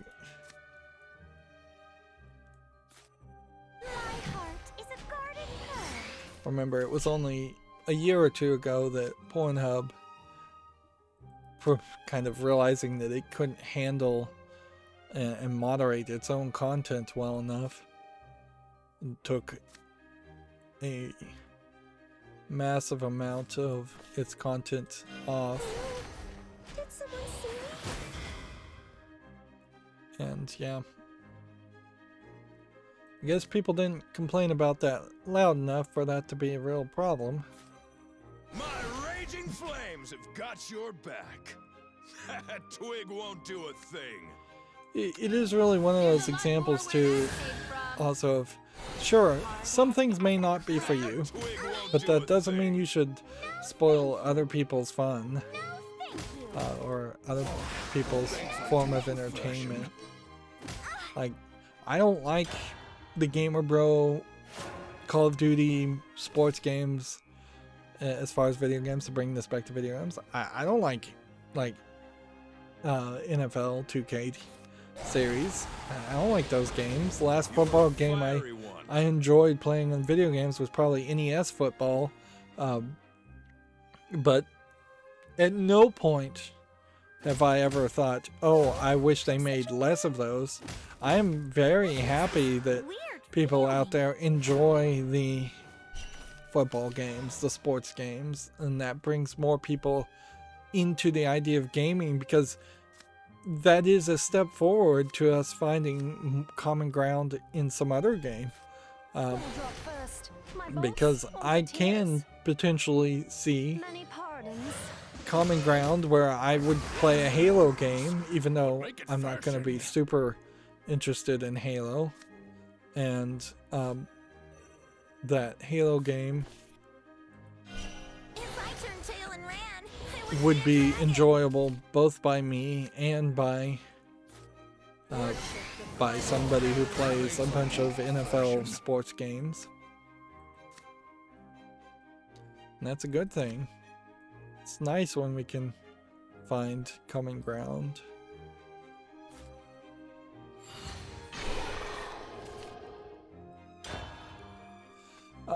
Moving on, let's continue with the video game news, otherwise this is going to turn into a long stream. Microsoft says it has plans for a 3D metaverse applications for Xbox. At this point, the phrase metaverse, I assume, means the Facebook metaverse, but maybe not.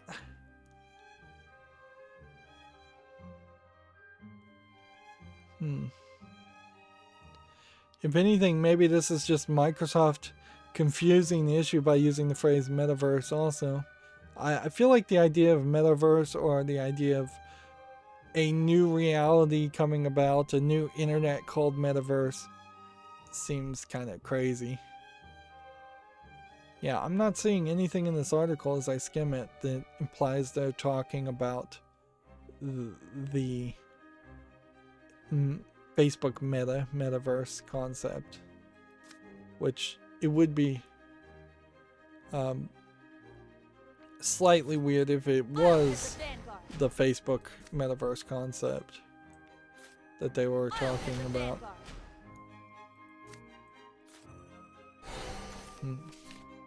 Because that's Microsoft and Facebook tend not to work together very much. I just want to fill the emptiness. You're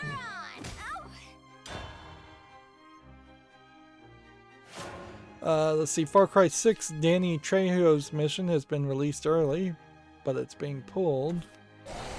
So, when I first saw this article, I thought they were talking about the Uncharted movie, but no, this is actually Far Cry 6 video game, which I don't know if anybody really even cares about Far Cry 6 enough for this to really matter. Danny Trejo, particularly having a lot of like scars on his face, and being fairly old as an actor, he is kind of like a great example of a character who fairly quickly should move to voice acting as a way of maintaining some employment without being aged out of work.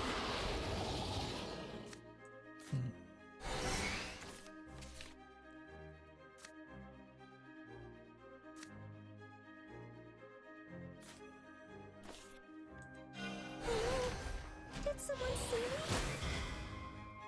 Can I win here? I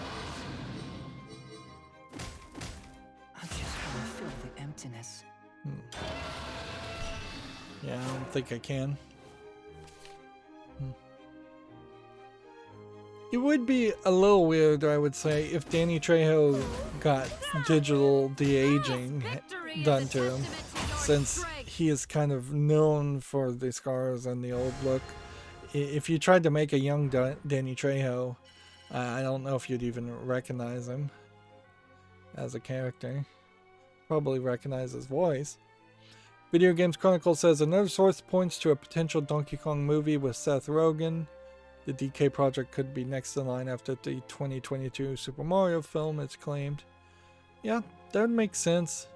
I really do feel like what's going to happen here is we're going to find out that both of these, the Mario movie and the Donkey Kong movie, if it gets made, are going to very much be kind of cartoony kids movies, not too different from Mario and Donkey Kong movies that have happened in the past. It's just been a really long time, so we kind of forget that this has happened before, and that it really isn't going to be that impactful for most people.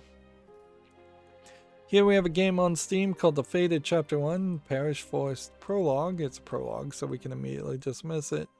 Looks like it's just an RPG anyways. There might be something to it, but I suspect no.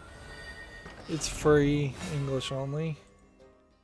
Here we have a game called Isle of Monsters, which looks like it's probably This one's for my family. either Japanese or Chinese asset flip VR game. It's too low polygon really for VR though. Free.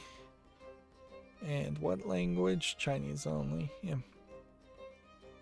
Being in VR when a bunch of monsters attack like Godzilla might be an interesting thought, but it could also be a very terrifying experience to the point where I could see people not really being interested in it. Next we have Project Mikhail, a Muv-Luv war story, which Muv-Luv is one of these mobile suit games. It's already mixed at 48% though. Early access, English and Japanese. I think at this point you just have to say no to this. That is a lot of people hating it. Is it online PvP focused? Probably. See if we can maybe see why people hate it. Trash controls, outdated and bad graphics, poorly optimized, about average 40 frames per second. Confusing UI menus, requires third-party account. So yeah, just a bad game. It's not. It's been a while, but it's not uncommon for anime spin-off video games to be pretty awful. We've mostly been lucky and gotten a lot of good anime spin-off games, or at least mediocre, average anime spin-off games. Here we have something called Funny Card, which just looks like it's a troll memory game, card match game. 59 cents English Russian. Here we have a game called In the Wild, which looks like nothing. $4.99 English, allegedly full audio. Yeah, I don't think there's anything here. Like, the problem with this is I would like a game, theoretically, where you ran around as an animal. But I don't know how you actually turn that into a video game. Like, even the better known games like Shelter, I'm not sure really turned that into a video game experience versus just being a simulation.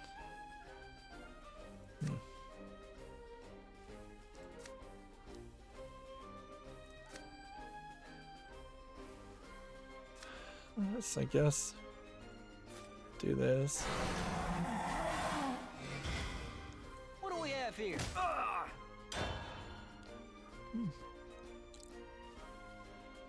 Next, we have a game on Steam here called Unpacking, which seems like a game where you're actually unpacking things. A Zen puzzle game about the familiar of unpacking things.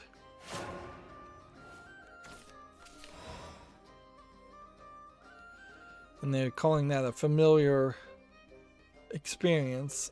It's arguably not that familiar of an experience for a lot of people, and honestly I don't know if it's a fun experience. I kind of find for the times that I've moved house there was just a level of trepidation. A lot of times when I moved I wasn't unpacking anything because I was either paying someone else to do it or because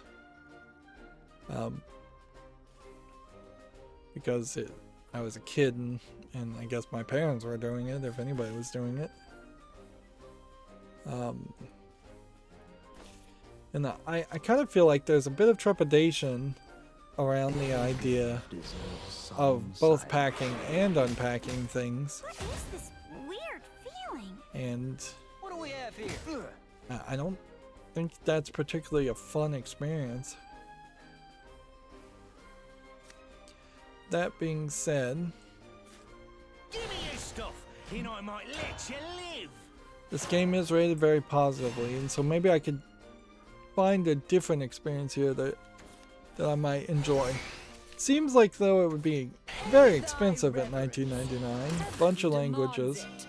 Be gone.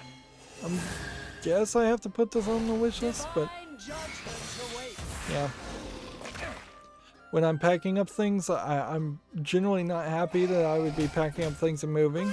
Throwing in the towel yet.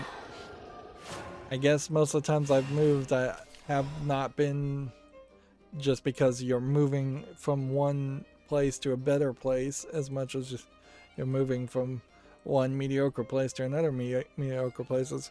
Wherever you are tends not to really change how you experience your life as much as just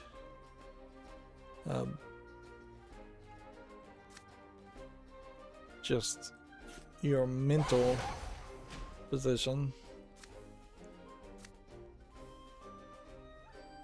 Necromancy 4. Prepare yourself.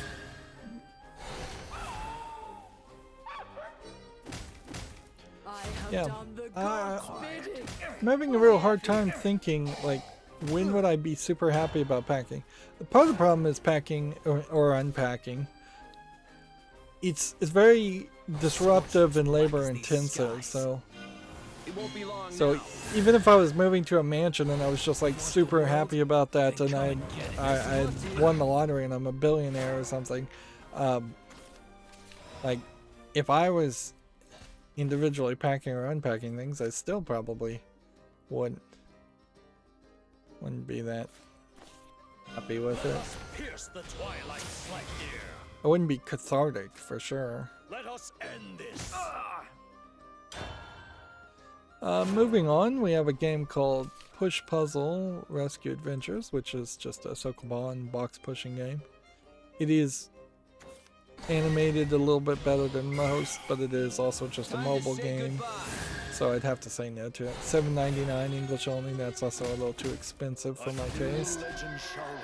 Here we have a Chinese game, which looks like it's an isometric top-down shooter, kind of RPG game, shooting at zombies, it says. Definitely looks like it's a cell phone port. $5.59 Chinese only.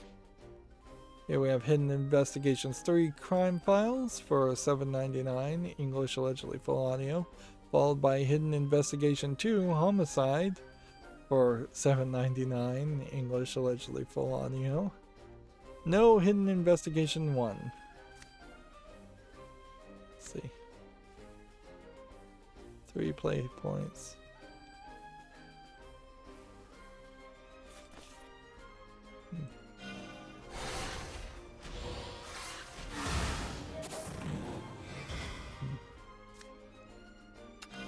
You see, I'm only getting stronger. I played very weirdly there, but I think I'll win. Here we have a game on Steam called Food Decisions, which kind of feels like it's trying to be a health-focused educational game, but it doesn't seem like it's particularly that well polished, and kind of feels more just like an asset flip game more than anything else. I can tell you that these nutrition facts here are not written in English, and this looks like the way the nutrition facts are done in the United States, whereas these nutrition facts here are different and probably are more UK or European standards. I wouldn't be surprised if this is something for a different country like Canada, or I mean maybe Japan, but kind of everything is also spelled in English. I don't know if Japanese people particularly even care about nutrition facts per se, because I think they just assume something is either healthy or it's not, and they walk around so much that they burn off the calories regardless. It is a free-to-play game. It's English and German. If it had more polish, Food Decisions would make it to the fall list, but it doesn't. Next, we have a game called AFK Summoner, which looks like nothing other than just it's tagged as a card battler. It's 0% positive of 15 reviews. Wow, talk about low. Free in-app purchases. It must just not work at all. Here we have what looks like a adventure game called Conway Disappearance at Dahlia View, which looks very interesting. I don't know if White Paper Games or publishers sold out have done anything else. There's a game called Ether 1. Well, obviously this needs to go on the fall list. It's $26.99. It's fairly expensive. English full audio, I believe that. Let's check out Ether 1 as a game. Ether 1 is on my wish list. And, yep, it looks like it is more of a first-person exploration, maybe walking simulator type game.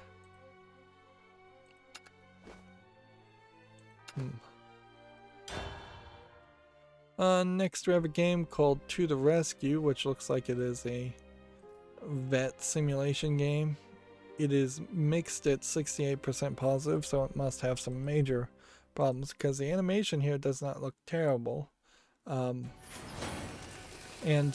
running a shelter or being a vet as a simulation game honestly is an interesting twist on the idea of like a animal simulator, pet simulator, which those types of games tend to fall fairly flat.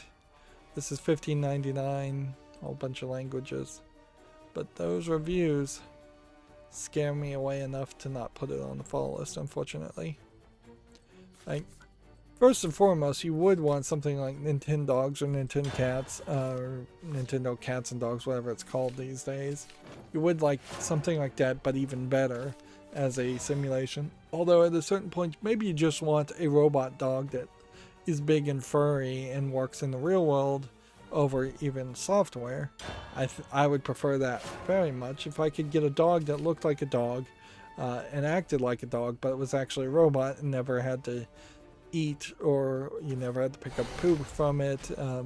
Maybe you have to clean its fur at a certain point. And if it was just an indoor dog, because of it never really getting dirty, that would be great.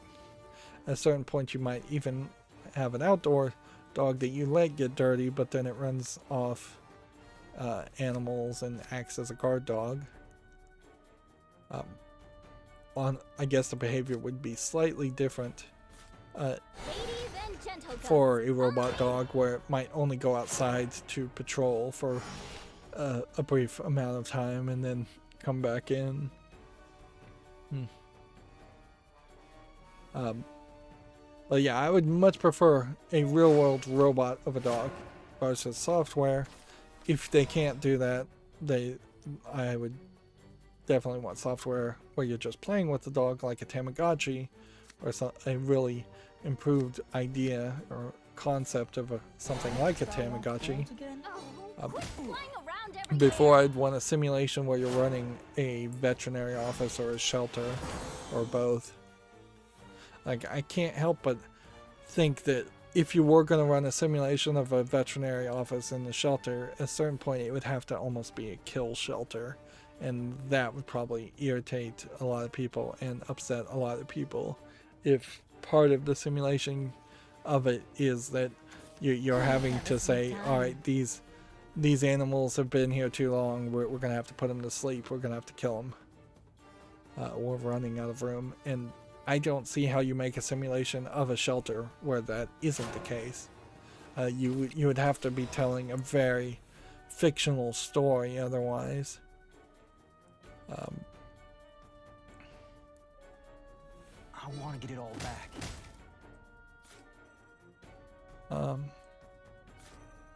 Do not seek what is this. not there. Quit flying around everywhere. Let's see. Video Games Chronicle says From Software will live stream 15 minutes of Elden Ring on Thursday, Precious life deserves a if precious you're death. interested in that. The Sims 4 has added new scenarios mode with goal-based challenges. The first two scenarios are live now and involve bankruptcy and breakup, which, okay, at some point there was some Star Wars Sims content. There's definitely a very rabid fan base around The Sims, or at least the makers of The Sims thinks there's a rabid fan base around The Sims to justify as much content as made around it Get it all back. and all the licensing that goes around those things. But I don't know if I really believe them Been chosen. or think that people who play The Sims that much are people who play any other game. You certainly don't hear much talk about The Sims other than these announcements and press releases. If compared to something like Minecraft, maybe there are some YouTubers out there that just stream The Sims and Twitch streamers that stream The Sims all the time, and I just don't hear about it. But I suspect that's not the case, really. If anything, maybe The Sims is too solo of an activity compared to Minecraft.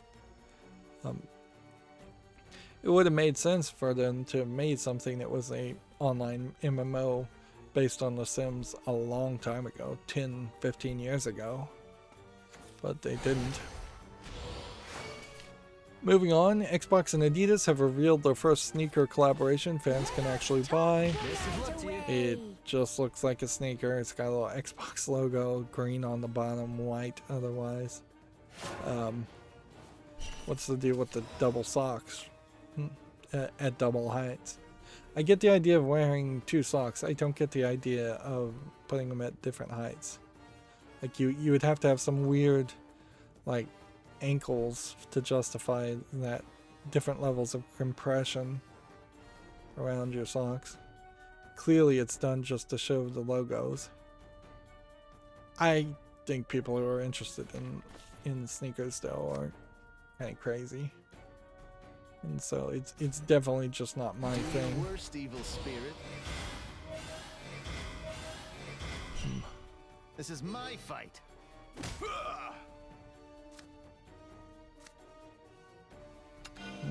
Prepare yourself. Awaken. You've been chosen. Let's see, we won. Your strength is formidable. Wow, we may get all the daily quests done today again. Oh, let's do that again. I really would have to question what is going on as far as how I am all of a sudden getting these daily quests done fairly easily when there was just so much struggle even a couple weeks ago. Let's just move over to rotation and play Havencraft, because that's the only other thing we have to do, and we still have tons of news, and it's only been 2 hours. Let's see, eFootball's delayed patch will target issues this week. The long-promised version 0.9.1 will fix bugs only. Check that out if you're interested. Prepare for Platinum's Very Sorry stream announced a delay of Soul Cresta. The Neo Classic shooter was originally due to release in December. In all fairness though, if you are going to have to announce a delay, you should just have a stream and call it Very Sorry stream. Even if you're just being tongue-in-cheek and joking around it. Saying sorry even if you don't mean it, I think is probably better than just putting out an announcement and saying nothing. Soul Cresta was this weird shoot 'em up game where you have 3 different ships that take 3 different formations.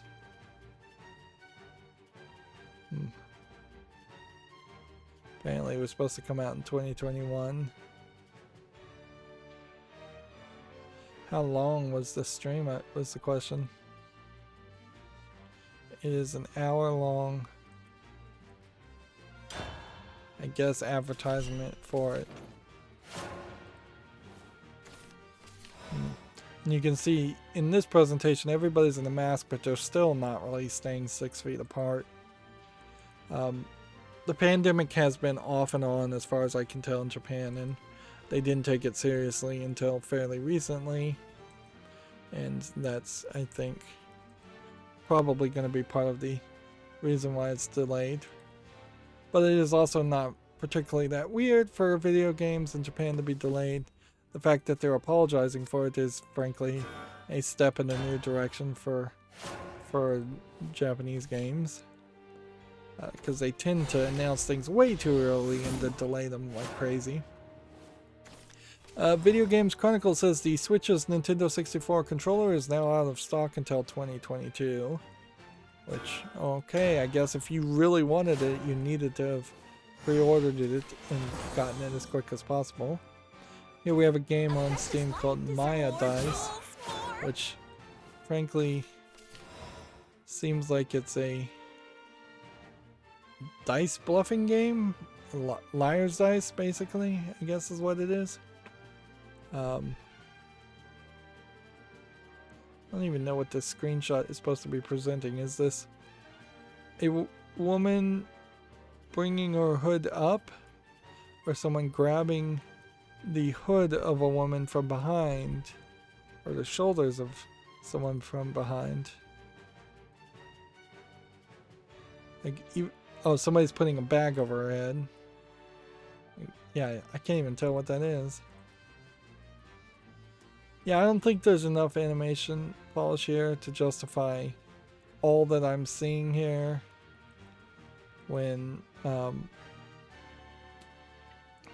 really it seems like it's just a dice game. $4.99, English allegedly full audio. I kind of question that.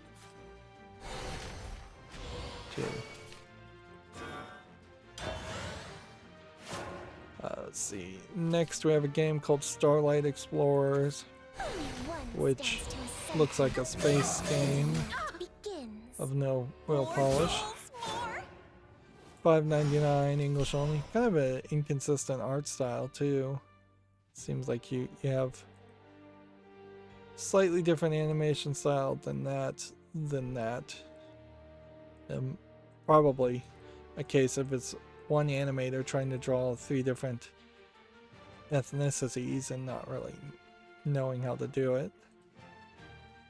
Which, in all fairness, when the Japanese animate a Japanese person, they're only animating Japanese people, so they get fairly good at drawing the one ethnicity they know, and probably a pretty bad. No, they are notably pretty bad at animating like Africans, for instance, and they tend to go very stereotypical when they try.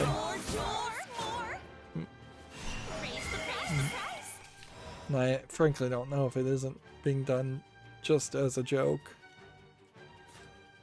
Usually.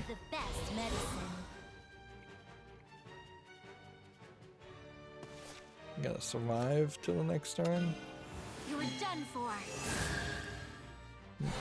Faith is an expense. No, the smiles are not. I paid so much for that axe. I paid so much for that axe.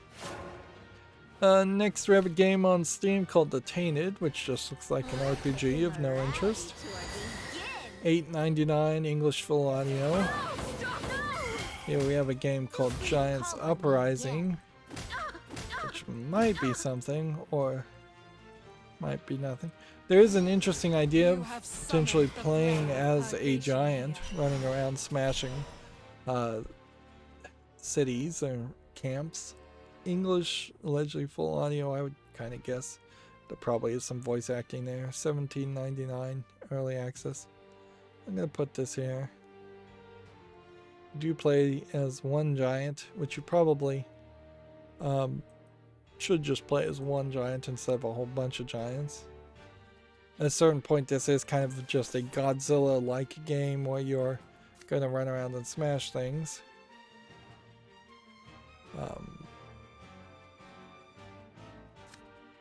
Do this. Do this.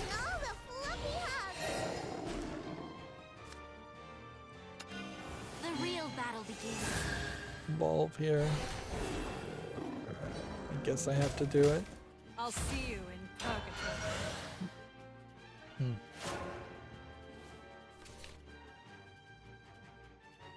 See. Here's that game Tunchi that was, I believe, already on my follow list. That has the Hat in Time girl in it for kind of no reason, because the main characters are more these like Native American characters. Seems like this video is gonna straight up show them. It is a side-scrolling hack and slash beat 'em up game, and this video is kind of showing me a lot more as far as how the game actually plays than what I think I saw last time.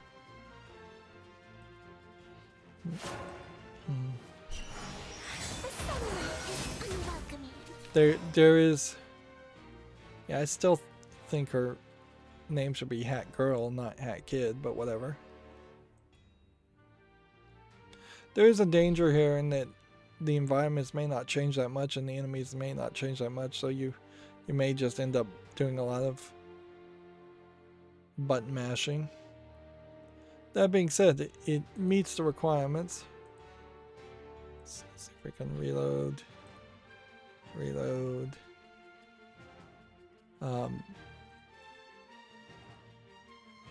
Seems like Steam might be messed up at the moment. How many different aliens can we see? 502, I believe, is the service unavailable response. So I'm not gonna. I need to put that on the wish list, obviously, but I guess I can't do that at the moment. So, well, I'll get it right this time. leave that. Let us conclude. Let him go! Wasn't good enough. Do that.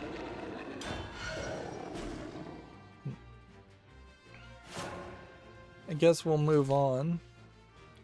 Here we have a game called Heroes Everyday Life. Now, of course, if Steam is really going to give me trouble, then I may just be able to close tabs and not be able to actually put anything on the wish list or follow list.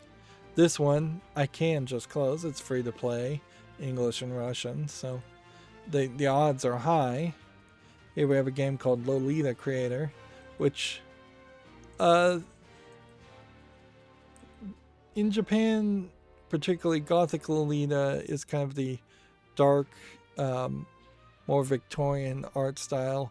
Arguably, there's not enough like black lace here for this to really go under the category of Gothic Lolita. This is probably closer, but generally you wouldn't even have dark blues or whites. It would be pretty much just all black. So now I'd say this is fairly inaccurate. If you're just going with the idea of the Lolita book, well, then that's just a 13-year-old girl that I think was fairly normal and normally dressed, and it is written from the perspective of an unreliable narrator in the main character who is a pedophile obsessing about her. It being written from the unreliable narrator's delusions of a romance happening there. Even at that, using modern parlance, I don't think this quite embodies the idea of a Lolita character, because the way these people are drawn, they could be 18, they could be 14. It's definitely not going for the lolly anime art style where they are really, really young looking and really short and anatomically inaccurate. This is a misuse, in my opinion, of the word. And it's not much of a game. On a bigger point, it seems like you just have a few buttons to change a few things to do basically a paper doll replacement dress-up game. It would make a lot more sense to not invoke the book Lolita or the phrase Lolita and just call this dress up game and sell it to little girls who would probably be more likely to buy this and be more of a sucker. Unless there was like an 18 plus patch, which you have like 7 dresses and that's it. English, allegedly full audio, free. I think there's not any full audio. I also heavily feel like this is probably a Chinese game or some other country's game that has been completely mistranslated. And yeah, that is just a complete misuse of the labeling. There is undeniably in the Lolita novel a emphasis of the unreliable narrator's lust for the main character Lolita. That's the main focus of the novel. You don't want to invoke that unless you are going to make a game that is in that same vein, lusting for the same character or looting the main characters, whereas a dress-up game like that's not really doing that. And if you did make a game like that, there's a decent chance that, depending on how you handled the material and depicted the material, there's a decent chance that Valve would not let it on Steam. There is a bit of a long history of things pretending like they have a lot of adult content in them to trick people into watching them when they really didn't. Movie covers back in the day when you would rent movies and VHSs were kind of notorious for doing a lot of that, but I would also say that movies were also kind of notorious for actually having a adult scene in it for just the reason of attracting people's attention.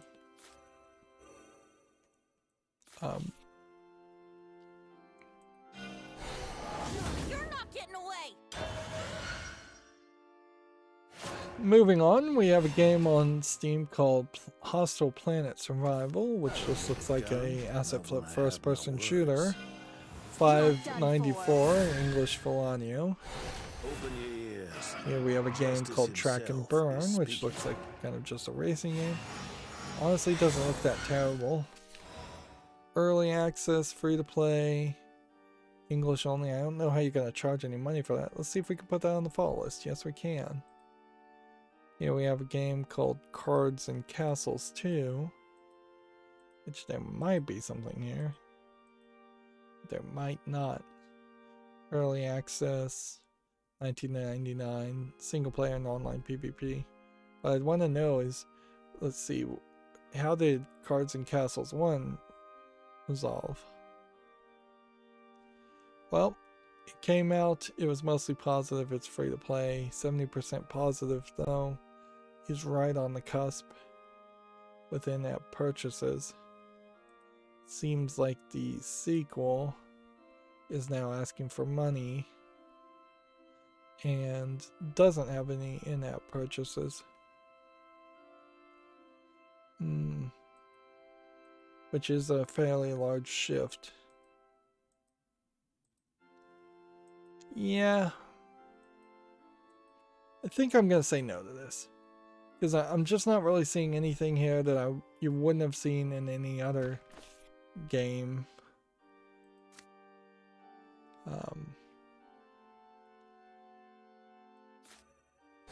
Unbelievable.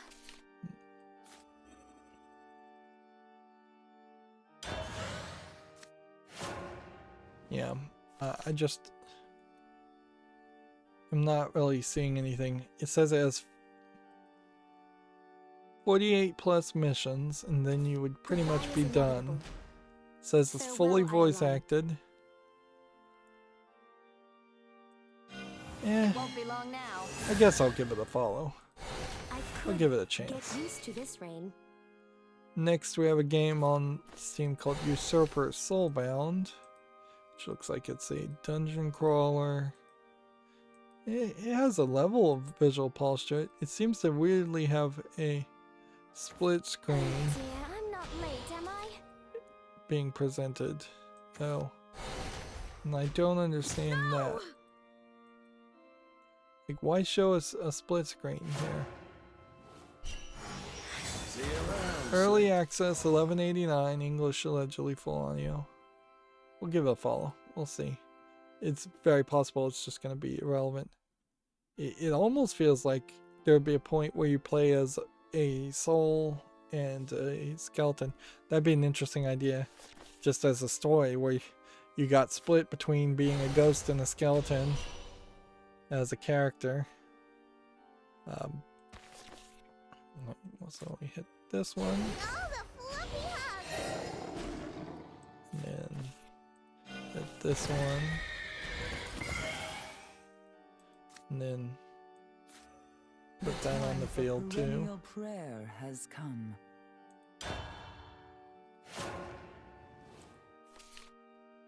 Here we have a game called Star Witch, which just looks like an asset flip Oh, fluffy game. cakes. $4.99 English allegedly full audio. Here we have a game called Cat Capacity, which looks like a joke game. $3.99 English allegedly full audio. Seems like you Dear, I'm not are late, am I? carrying a whole bunch of cats as much as possible in this cauldron, and then This you ends deliver here. them. No brooms for this witch. It's a little too weird with the cauldron with legs. The idea of collecting a bunch of cats and depositing them might be an interesting joke concept. But you would have to think it through a little bit more and have more of a reasoning as far as why it would exist in that way or be depicted that way. If I do this, I can't do anything else. If I do this.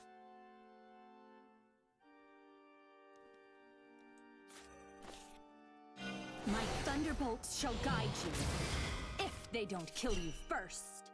It looks like I'm up. This world is filled with mystery. Let's see, do we want to evolve anything here? Eternal supplication. Gamatsu has the shoot 'em up Escape Kados. Eschatos. I don't even know how you'd pronounce that. It's coming to the PS4 and Switch. Looks like it is a fairly I have been generic waiting for you. arcadey shoot 'em up game. Not even gonna bother to watch the video, particularly since it's on YouTube and we're still doing blurring. Maybe my eyesight's getting worse, but I'm pretty much barely even noticing that there is blurring How fun it is to happening. converse. I know it's happening, but I watch some of these videos and I'm like, oh, well, that looks fine. How fun it is to converse. Whereas I imagine most people are fairly obviously recognizing that it doesn't look fine. Shin Megami Tensei 5, night before the launch, live stream is set for November 10th, according to Komatsu. Let's see. Do that.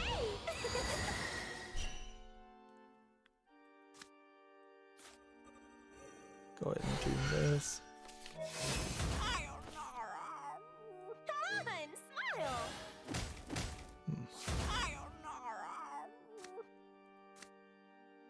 Should we evolve anything? I should have evolved that, then I could have given +1 +1 to everything. Eternal supplication. No!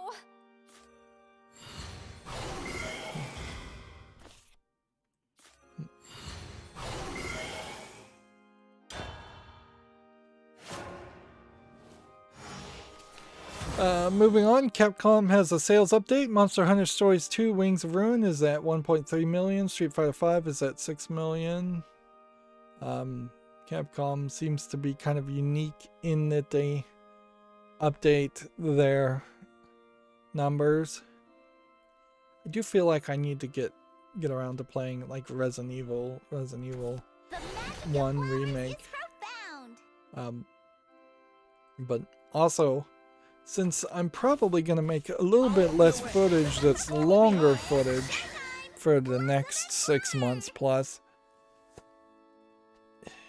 doing yet another horror game, even though Resident Evil is more of an action game than an actual horror game that anybody's going to be afraid of, feels like overkill. But I'm through. what can I say? There's just always more horror games. Let's see. Demon Slayer Kimetsu no Yabai, the Hinokami Chronicles, has free update number 1 launching November 4th. If you want to read that. Black Wind, the game, launches January 20th, 2022. It's apparently out for everything. I don't know what Black Wind is. It looks like a mech game, but it's not anything I think I've seen before. And you have just a brief 47-second trailer. Yeah, it doesn't really feel so much like it's just a mech game as much as it is a mech game and a platforming game and an action game. If you took something like XCOM and took out all the positional placement and turn-based mechanics, which I guess at that point that would just make it a top-down action game. Dragon Ball Xenoverse 2 DLC Legendary Pack 2 launches November 5th. So apparently there's 2 female Saiyan characters, or maybe this is a younger version and an older version of the same character. Is fighting and despair all you know? Gogeta, Another night, another Jiren, Ricky. Am I right? Caulifla, and Kale. Yeah, I think this is Caulifla, and so I would assume this is Kale. This is also like Kale, the food, and cauliflower. Each of the Dragon Ball Z characters are basically named after food, as a joke.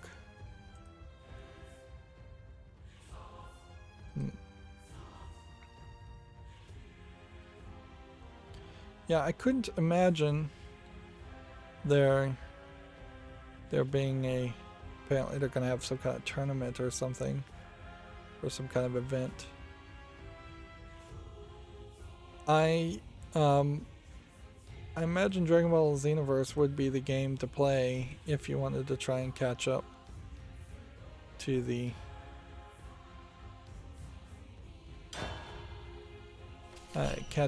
Dragon Ball universe and figure out what's going on in these later story elements.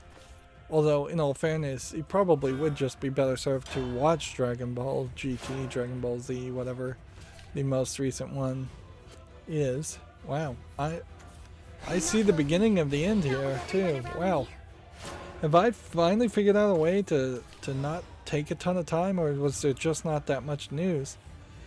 Sword Art Online Alicization Lycross DLC expansion, The Blooming of Forget-Me-Not, is now available. It's the game's first major expansion. What's weird here, I would say, is I don't know when this game actually came out. Alicization Lycross was kind of the latest season of Sword Art Online that is its own kind of soft reboot, and I'm not sure people particularly liked it that much, but the video game certainly could be a very different experience compared to the anime. And yeah,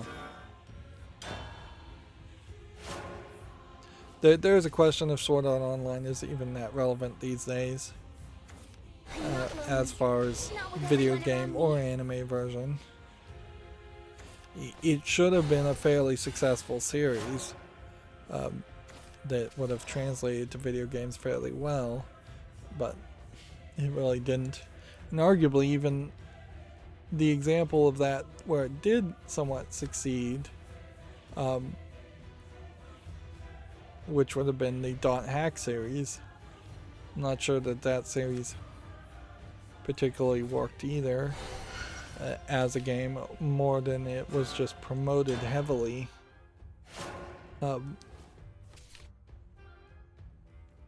And yeah, maybe neither one of those series really worked. Moving on, The Binding of Isaac Rependants for PS5, Xbox Series, PS4, and Switch launches November 4th in North America. European release due out in the coming weeks. Repentance, I assume, is just going to be DLC like on the PC.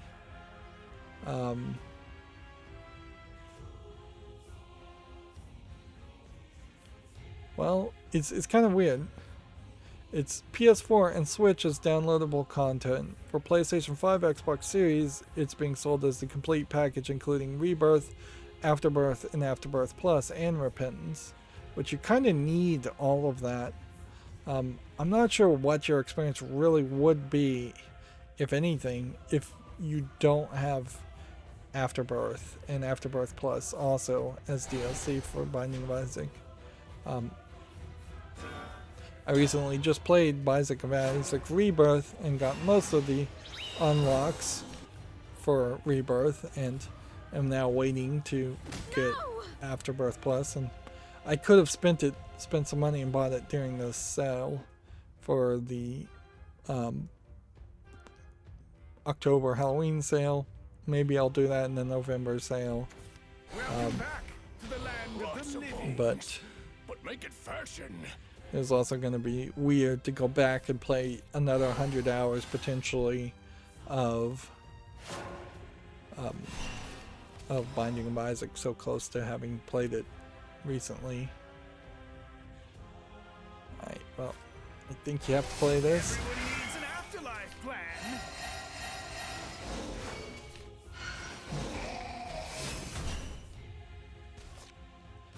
Kind of wrecked his strategy, I think. Moving on, Gamatsu has an article here. Diablo 4 and Overwatch 2 have been delayed, but they are still without public release windows. Which, yeah, this could very much just be the end of Blizzard as a company, where Activision just sacrifices Blizzard on the altar to blame them for Activision's problems of bad management. This could also be the end of Activision Blizzard in general.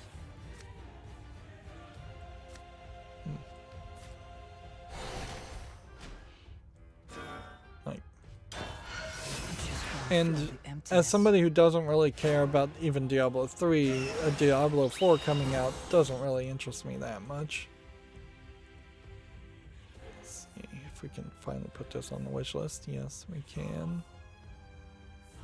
Here we have a game on Steam called The Lost King of Avalon, which just looks like an isometric game. It's not visually polished enough. This feels like something that would have been a good cell phone game about 10 years ago. Even now, it would be something I'd be willing to play on a cell phone, but I'm totally not willing to play it on PC. Early access, $13.49, English and Russian. Here we have a game called Karma Crown, which looks like it's a roguelike game, but it has this weird fog over everything. And even in the video, you see this weird light blur happening over it. And I'm going to have to just say no because of the light blur and the fog effects. $2.99 English only. It's being compared to Binding of Isaac Rebirth, of which I have 325 hours online on this account. And then the original Binding of Isaac, I only have 23 hours on this account. But honestly, if I had a bunch of free time, I'd go back and play Binding of Isaac Original. I even briefly considered making it a replacement for Shadowverse, but that doesn't really work. Say goodbye.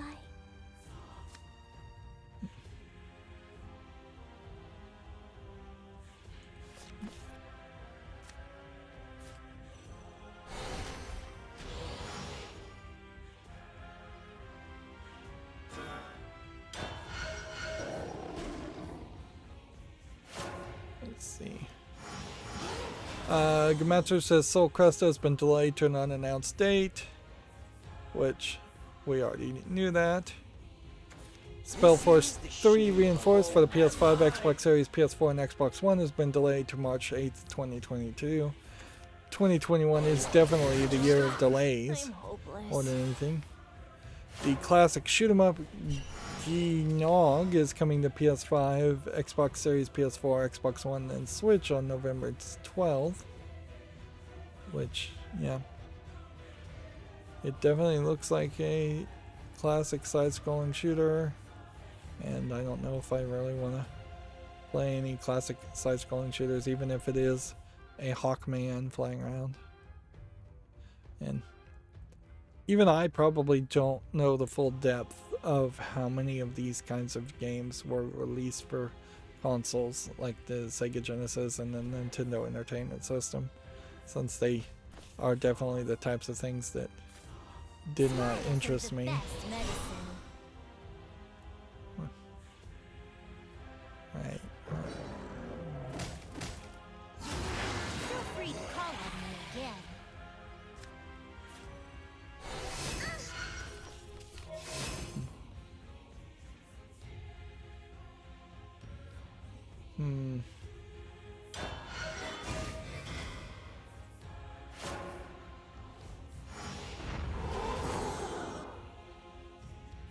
Let's see. Dragon Quest X offline details the protagonist, the battle system, vocations, and party. Which, I envy you. okay. Seems like you can customize your protagonist to look like a lot, or there's just a lot of characters and parties. I still don't think that I would play this art style for a Dragon Quest game, and honestly, if I am going to play a Dragon Quest game, I'm almost certainly going to stick to the mainline games, Dragon Quest 10, 11, things like that. I do have Ni no Kuni Remastered. I didn't realize I had bought that, so I should really play that, because it is very much a smart move to go down that direction of playing JRPGs. Play something that has only 2 games in its series. It's relatively new. It looks very pretty. It's kid friendly to a certain level, I think.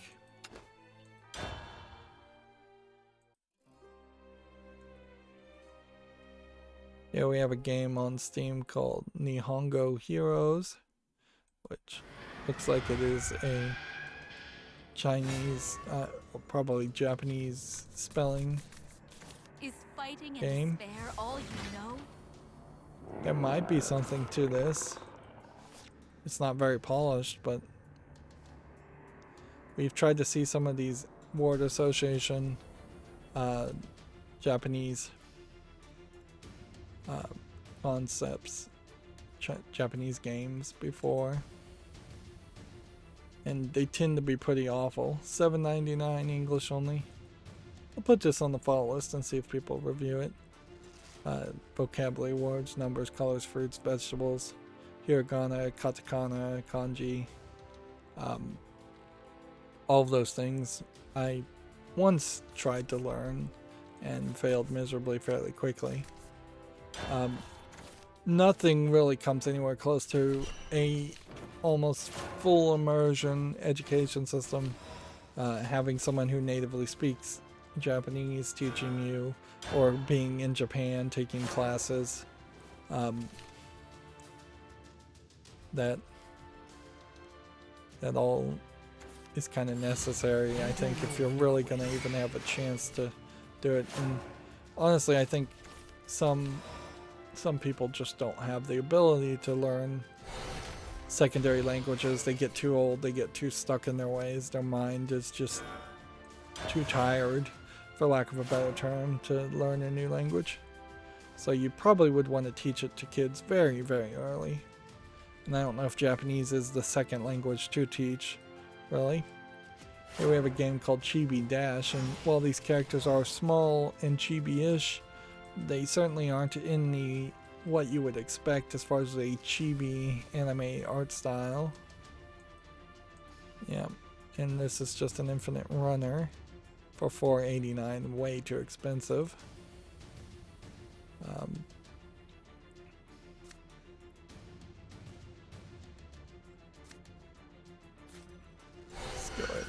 draw cards.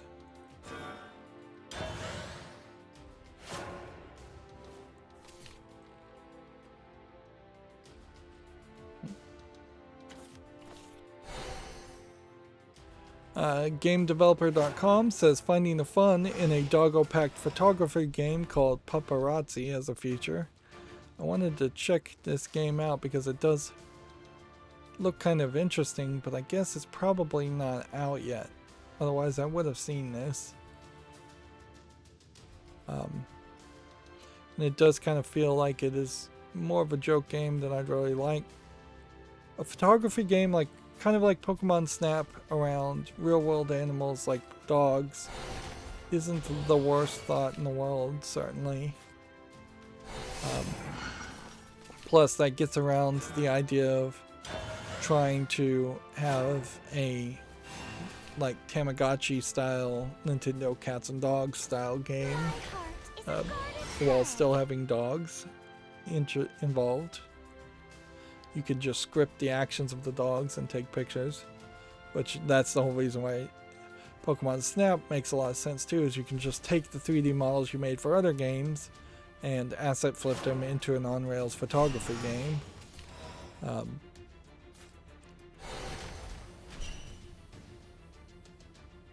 Well, You're in good hands. What is this weird feeling? GameDeveloper.com has the same report that Switch production to fall by 20% due to component shortage. They have a blog here. Psychologically and game user experience come together in this GDC masterclass, which I guess if you were going to listen to a masterclass around user experience might be a good one to listen to, if any of them are worth listening to, which is a question. Niantic is shutting down Harry Potter Wizards Unite. It will be removed from app stores on December 6th and shuttered on January 31st. Yeah, I don't think this game has been out that long, but maybe it has. Maybe this is a different Harry Potter game than what I was thinking. This thing's more vicious than a nine-headed dragon. It definitely didn't succeed that well. And frankly, Harry Potter has just failed as an attempt to make a new series. And I don't know how much of that is J.K. Rowling pissing people off, being On to the a next project. prominent and I guess outspoken is the word to use, Smiles are the best medicine. trans exclusionary radical feminist is what they call her. And also just a troll, it seems, in general, because even when she did things people liked, like saying Dumbledore is gay, she did not actually write that in any of the books. She just allowed that to be headcanon for a lot of people. What you want. This So, conflict ends now. yeah, her making herself a controversial figure really like messed up the Harry Potter, and frankly I think Warner Brothers in general kind of just failed to use Harry Potter to its best ability. I feel like they should have made some movies Again. with either Harry Potter's kids or side movies, stayed closer to the Philosopher's Stone stories that are kid friendly instead of getting into the dark final books, even if that's where the books actually go.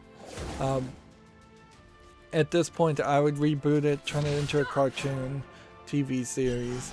I would have them go on all kinds of adventures. I would try to make it way more kid friendly and way more saccharine sweet than the way it went. Or I would just make a whole new series of wizards and try and rebrand As black as these skies.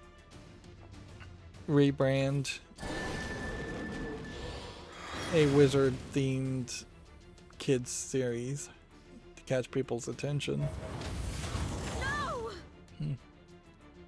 Moving on, following the Meta announcement with a capital M, I guess Facebook's renaming its parent company to Meta is with a capital, and it's not lowercase metaverse. Facebook has abandoned facial recognition. I feel like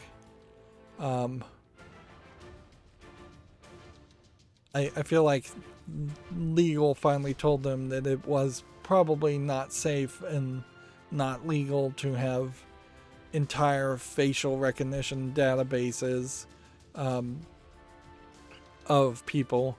A lot of people, frankly, having their face tagged and labeled, even if they had never even once in their life been to facebook.com, let alone made an account and allowed people to use their face. Now, in all fairness, your face is probably not copyrighted, and you probably don't have an expectation of privacy of your face, but it being in a major database, it was definitely creepy and unwelcome. That being said, I think it is probably that they just abandoned it because it wasn't really doing anything for them, and that database almost certainly has already been sold and copied to the CIA, the FBI, and several other spy organizations around the world. They very possibly have the face of nearly everybody on the planet, if you've just ever been in a photo at all. And closed circuit television probably gets your picture taken 3 or 4 times a day without you realizing it anyway. So walking into a store, Walmart's taking pictures of you. So it doesn't mean you're automatically just safe now. This is how you do fireworks. And you just sadly can't give any credit at all to Facebook or Meta because it's Facebook. Like, they just cannot earn any or earn a chance. They've done too many bad things already for you to trust them. Once that trust has been broken, it's almost impossible to get it back. Moving on, Netflix Games is launching on November 3rd. The fledgling service will grant access to 5 titles at launch. If I recall correctly, these are going to be just games that install onto your cell phone via the mobile app. They aren't going to be games, I think, particularly on your phone. Like here you see, on your TV. It's just cell phones and tablets. And really is probably just going to be a collection of games that are going to be offered as their own banner and bar as you're streaming, scrolling around.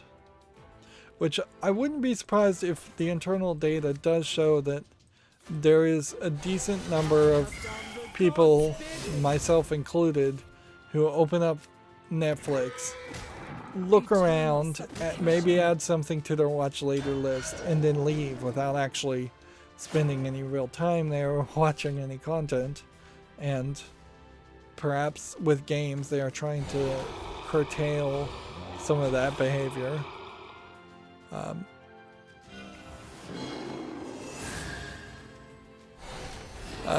Moving on, GameDeveloper.com says Valve is hosting a virtual Steam Deck conference to bring devs up to speed, which I assume it's a free one-day live online event. Seems like it's going to be mostly a stream, though, not really a conference. What makes a conference, though, compared to a stream? End of the road, eh? Can't evolve. So probably lost here.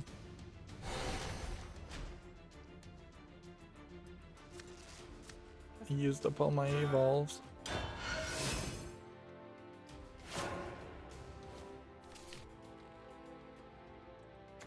If a fight's what you want, This Let's see, conflict we already ends talked now. about Jin O'Neill leaving Blizzard. No!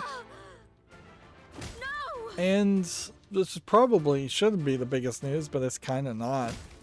XP boosts have been pulled from sale in the Marvel Avengers after player backlash several weeks later, after they've made as much money, I imagine, as they think they ever would have. So, yeah. You're responding a little too late. Look at this. I've just gotten a victory. If I can just do 1 damage to anybody.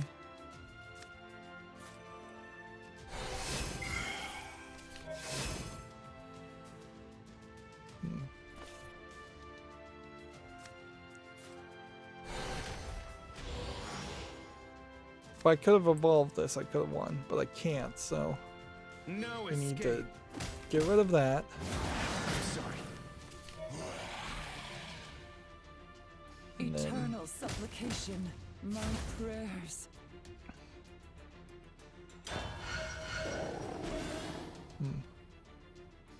May be able to win here. Here we have a game that's in Chinese, looks like a standard just RPG These skies. of no interest. $4.79, Chinese only.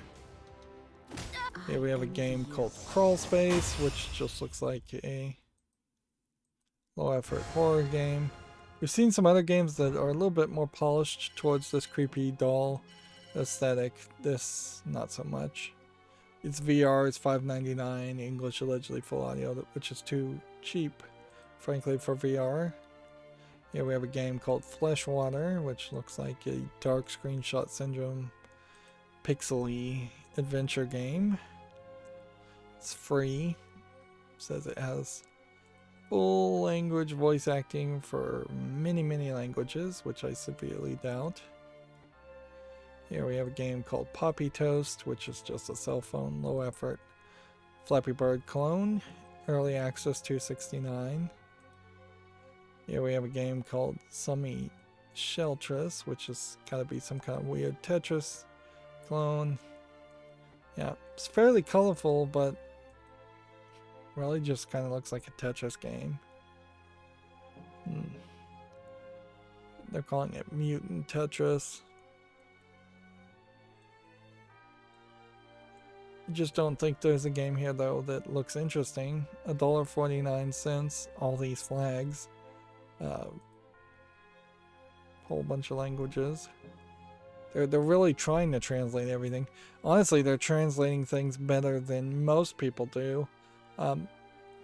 Although I think what happens is you select your language on Steam, and if you selected, for instance, Korean, then you would be taken to the Korean store page and all the description would be in Korean. I don't think you're supposed to put all the languages on one page.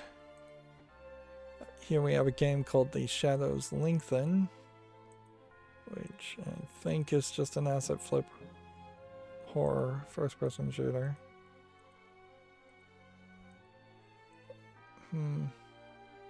Yeah, I don't think there's enough polish here. They're trying, but it definitely does just feel like it's a horror chase sequence. Let's see, first-person game made only in Blender. If it's made only in Blender, then it's not a video game at all. That's wrong. Blender does not have the capability, to my knowledge, to have any kind of active.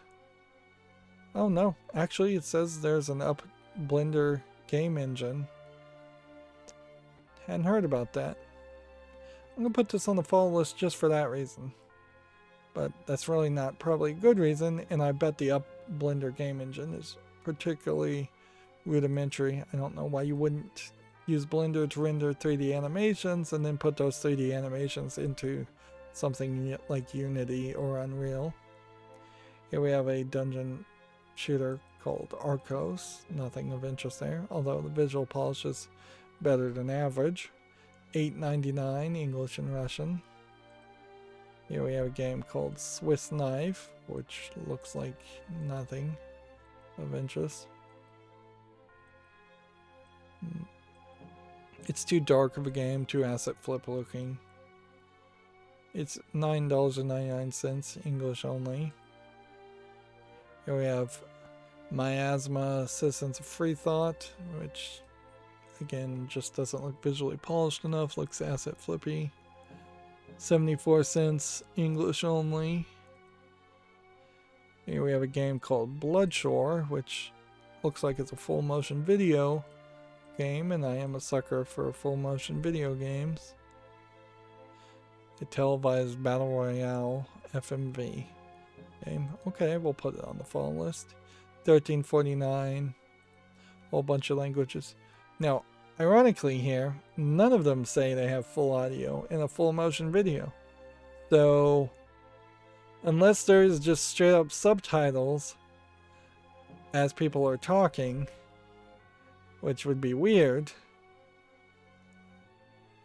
they've mislabeled this in the wrong direction, considering how many people mislabel this in the right. Nope, the other people mislabel it in the wrong direction also, but this one mislabels it in the opposite, in the negative, where so many people mislabel it in the positive. This is part of a bundle here of the Complex and Late Shift. These games generally not super well received, but not terribly received as far as FMV games, and they're trying, at least when they make these games. There's an actual effort where you see some troll games that are FMV where there's basically no effort put into it. Next we have a game called Time Loader, which seems like it's a time mechanic manipulating swinging game. There might be something to that, but I could also see not playing this. What this is very much similar to is the Umahari Kawase games, where you swing with a hook. $13.49, English full audio, several other languages. We'll put it on the fall list and see if people like it. It's also one of those games where you very well may never actually get any reviews because it's not that relevant. Here we have a game called Animal Shelter Prologue, and in this case it is a 3D environment of an animal shelter, and that feels more in line with what you might want for an animal shelter. The problem with this though is if you're running a simulator where you run an animal shelter, again I think you are going to eventually have to either tell a very saccharine sweet false narrative that no dog ever gets abandoned or no pet ever gets euthanized, or you're going to have a kill shelter, which people are not going to be happy about that. This does look interesting. I will wait until the actual game though comes out and put the actual game on the follow list. Next we have a game called The Mighty Quest, which looks visually kind of bad. Like bad animation style, in my opinion. $5.99, English and several other languages. There is also a danger, certainly, of playing a game where you run like an animal shelter, that you might get pushed into wanting to get another pet or a new pet or a pet for the first time. And if you're not prepared to take care of a pet, because unlike a video game that you can turn off, pets cannot be turned off and turned back on. You have to be careful if you're really gonna have the time and energy and resources to have a pet and treat it fairly and well and kindly. This ancient dungeon is too pixely for my liking, but it kind of has some smooth flow animation to it, so if it was in VR and animated differently, I might be interested in something like this. It's early access, $19.99, English full audio. We have about 4 more games, and then I have to go through the tags again. Here we have one called Winding Road, which we can immediately dismiss, 59 cents English. Here we have a game called Light Up the Room, which is 99 cents English. Here we have a game called Incremental Cubes, which we can immediately dismiss, free to play English. And then we had already talked about Love Interactive Therapy, hadn't we? So that is all the games I had to even talk about. So now let me just go quickly through the tags, the pinned Twitter feeds I have, which honestly this is only like 4 things came out in the last 3 hours.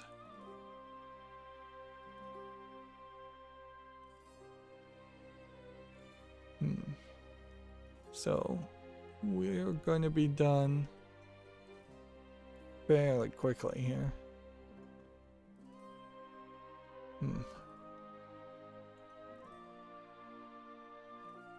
Right. Halfway done. 3/4 of the way done.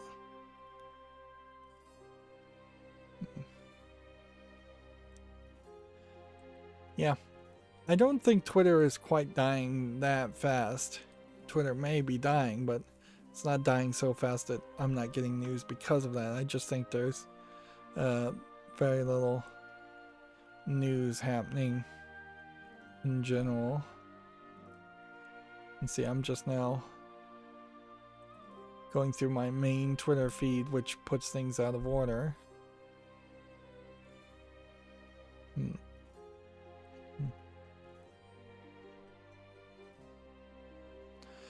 I was watching a YouTube video about lost media, and they were talking how Attack of the Show in particular might be one of those shows that is just completely lost forever unless people recorded it on tape, because they made so many episodes.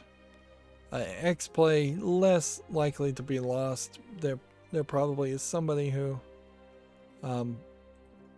has a master copy of every episode of X-Play, because they would have wanted to re-air that. But Attack of the Show was a daily show. Still to this day, I imagine a lot of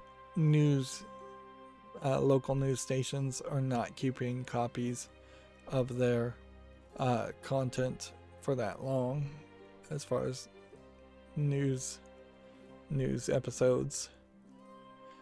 Although there might be a certain legal reason why you would want to keep everything you broadcast, just in case somebody accuses you of broadcasting something wrongly.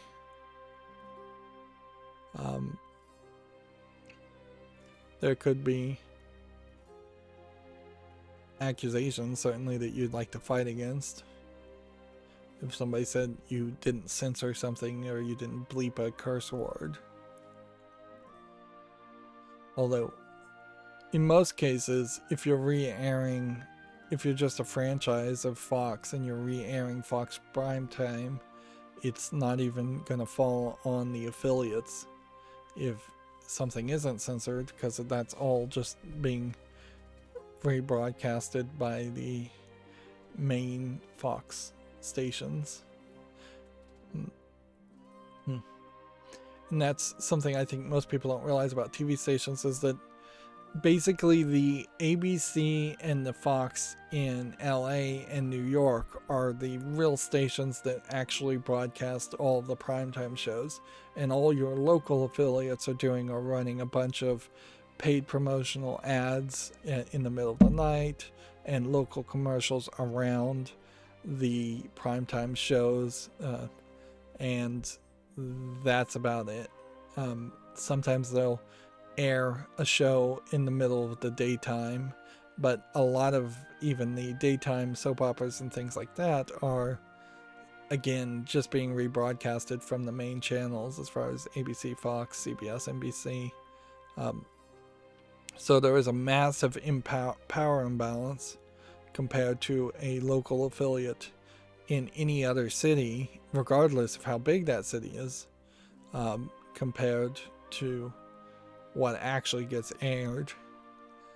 And most of the other affiliates don't even begin to try to make any kind of scripted shows or entertainment shows at all. They do very low effort news shows and maybe something like a morning show content, and that's about it. Alright, so we have a Video Games Chronicle article that 2K Sports remains coy on if it would be interested on poaching FIFA from EA, which is basically not an article at all. We have the Mafia Studios Cthulhu Meets Saints Row game has reportedly been cancelled, according to VideoGamesChronicles.com.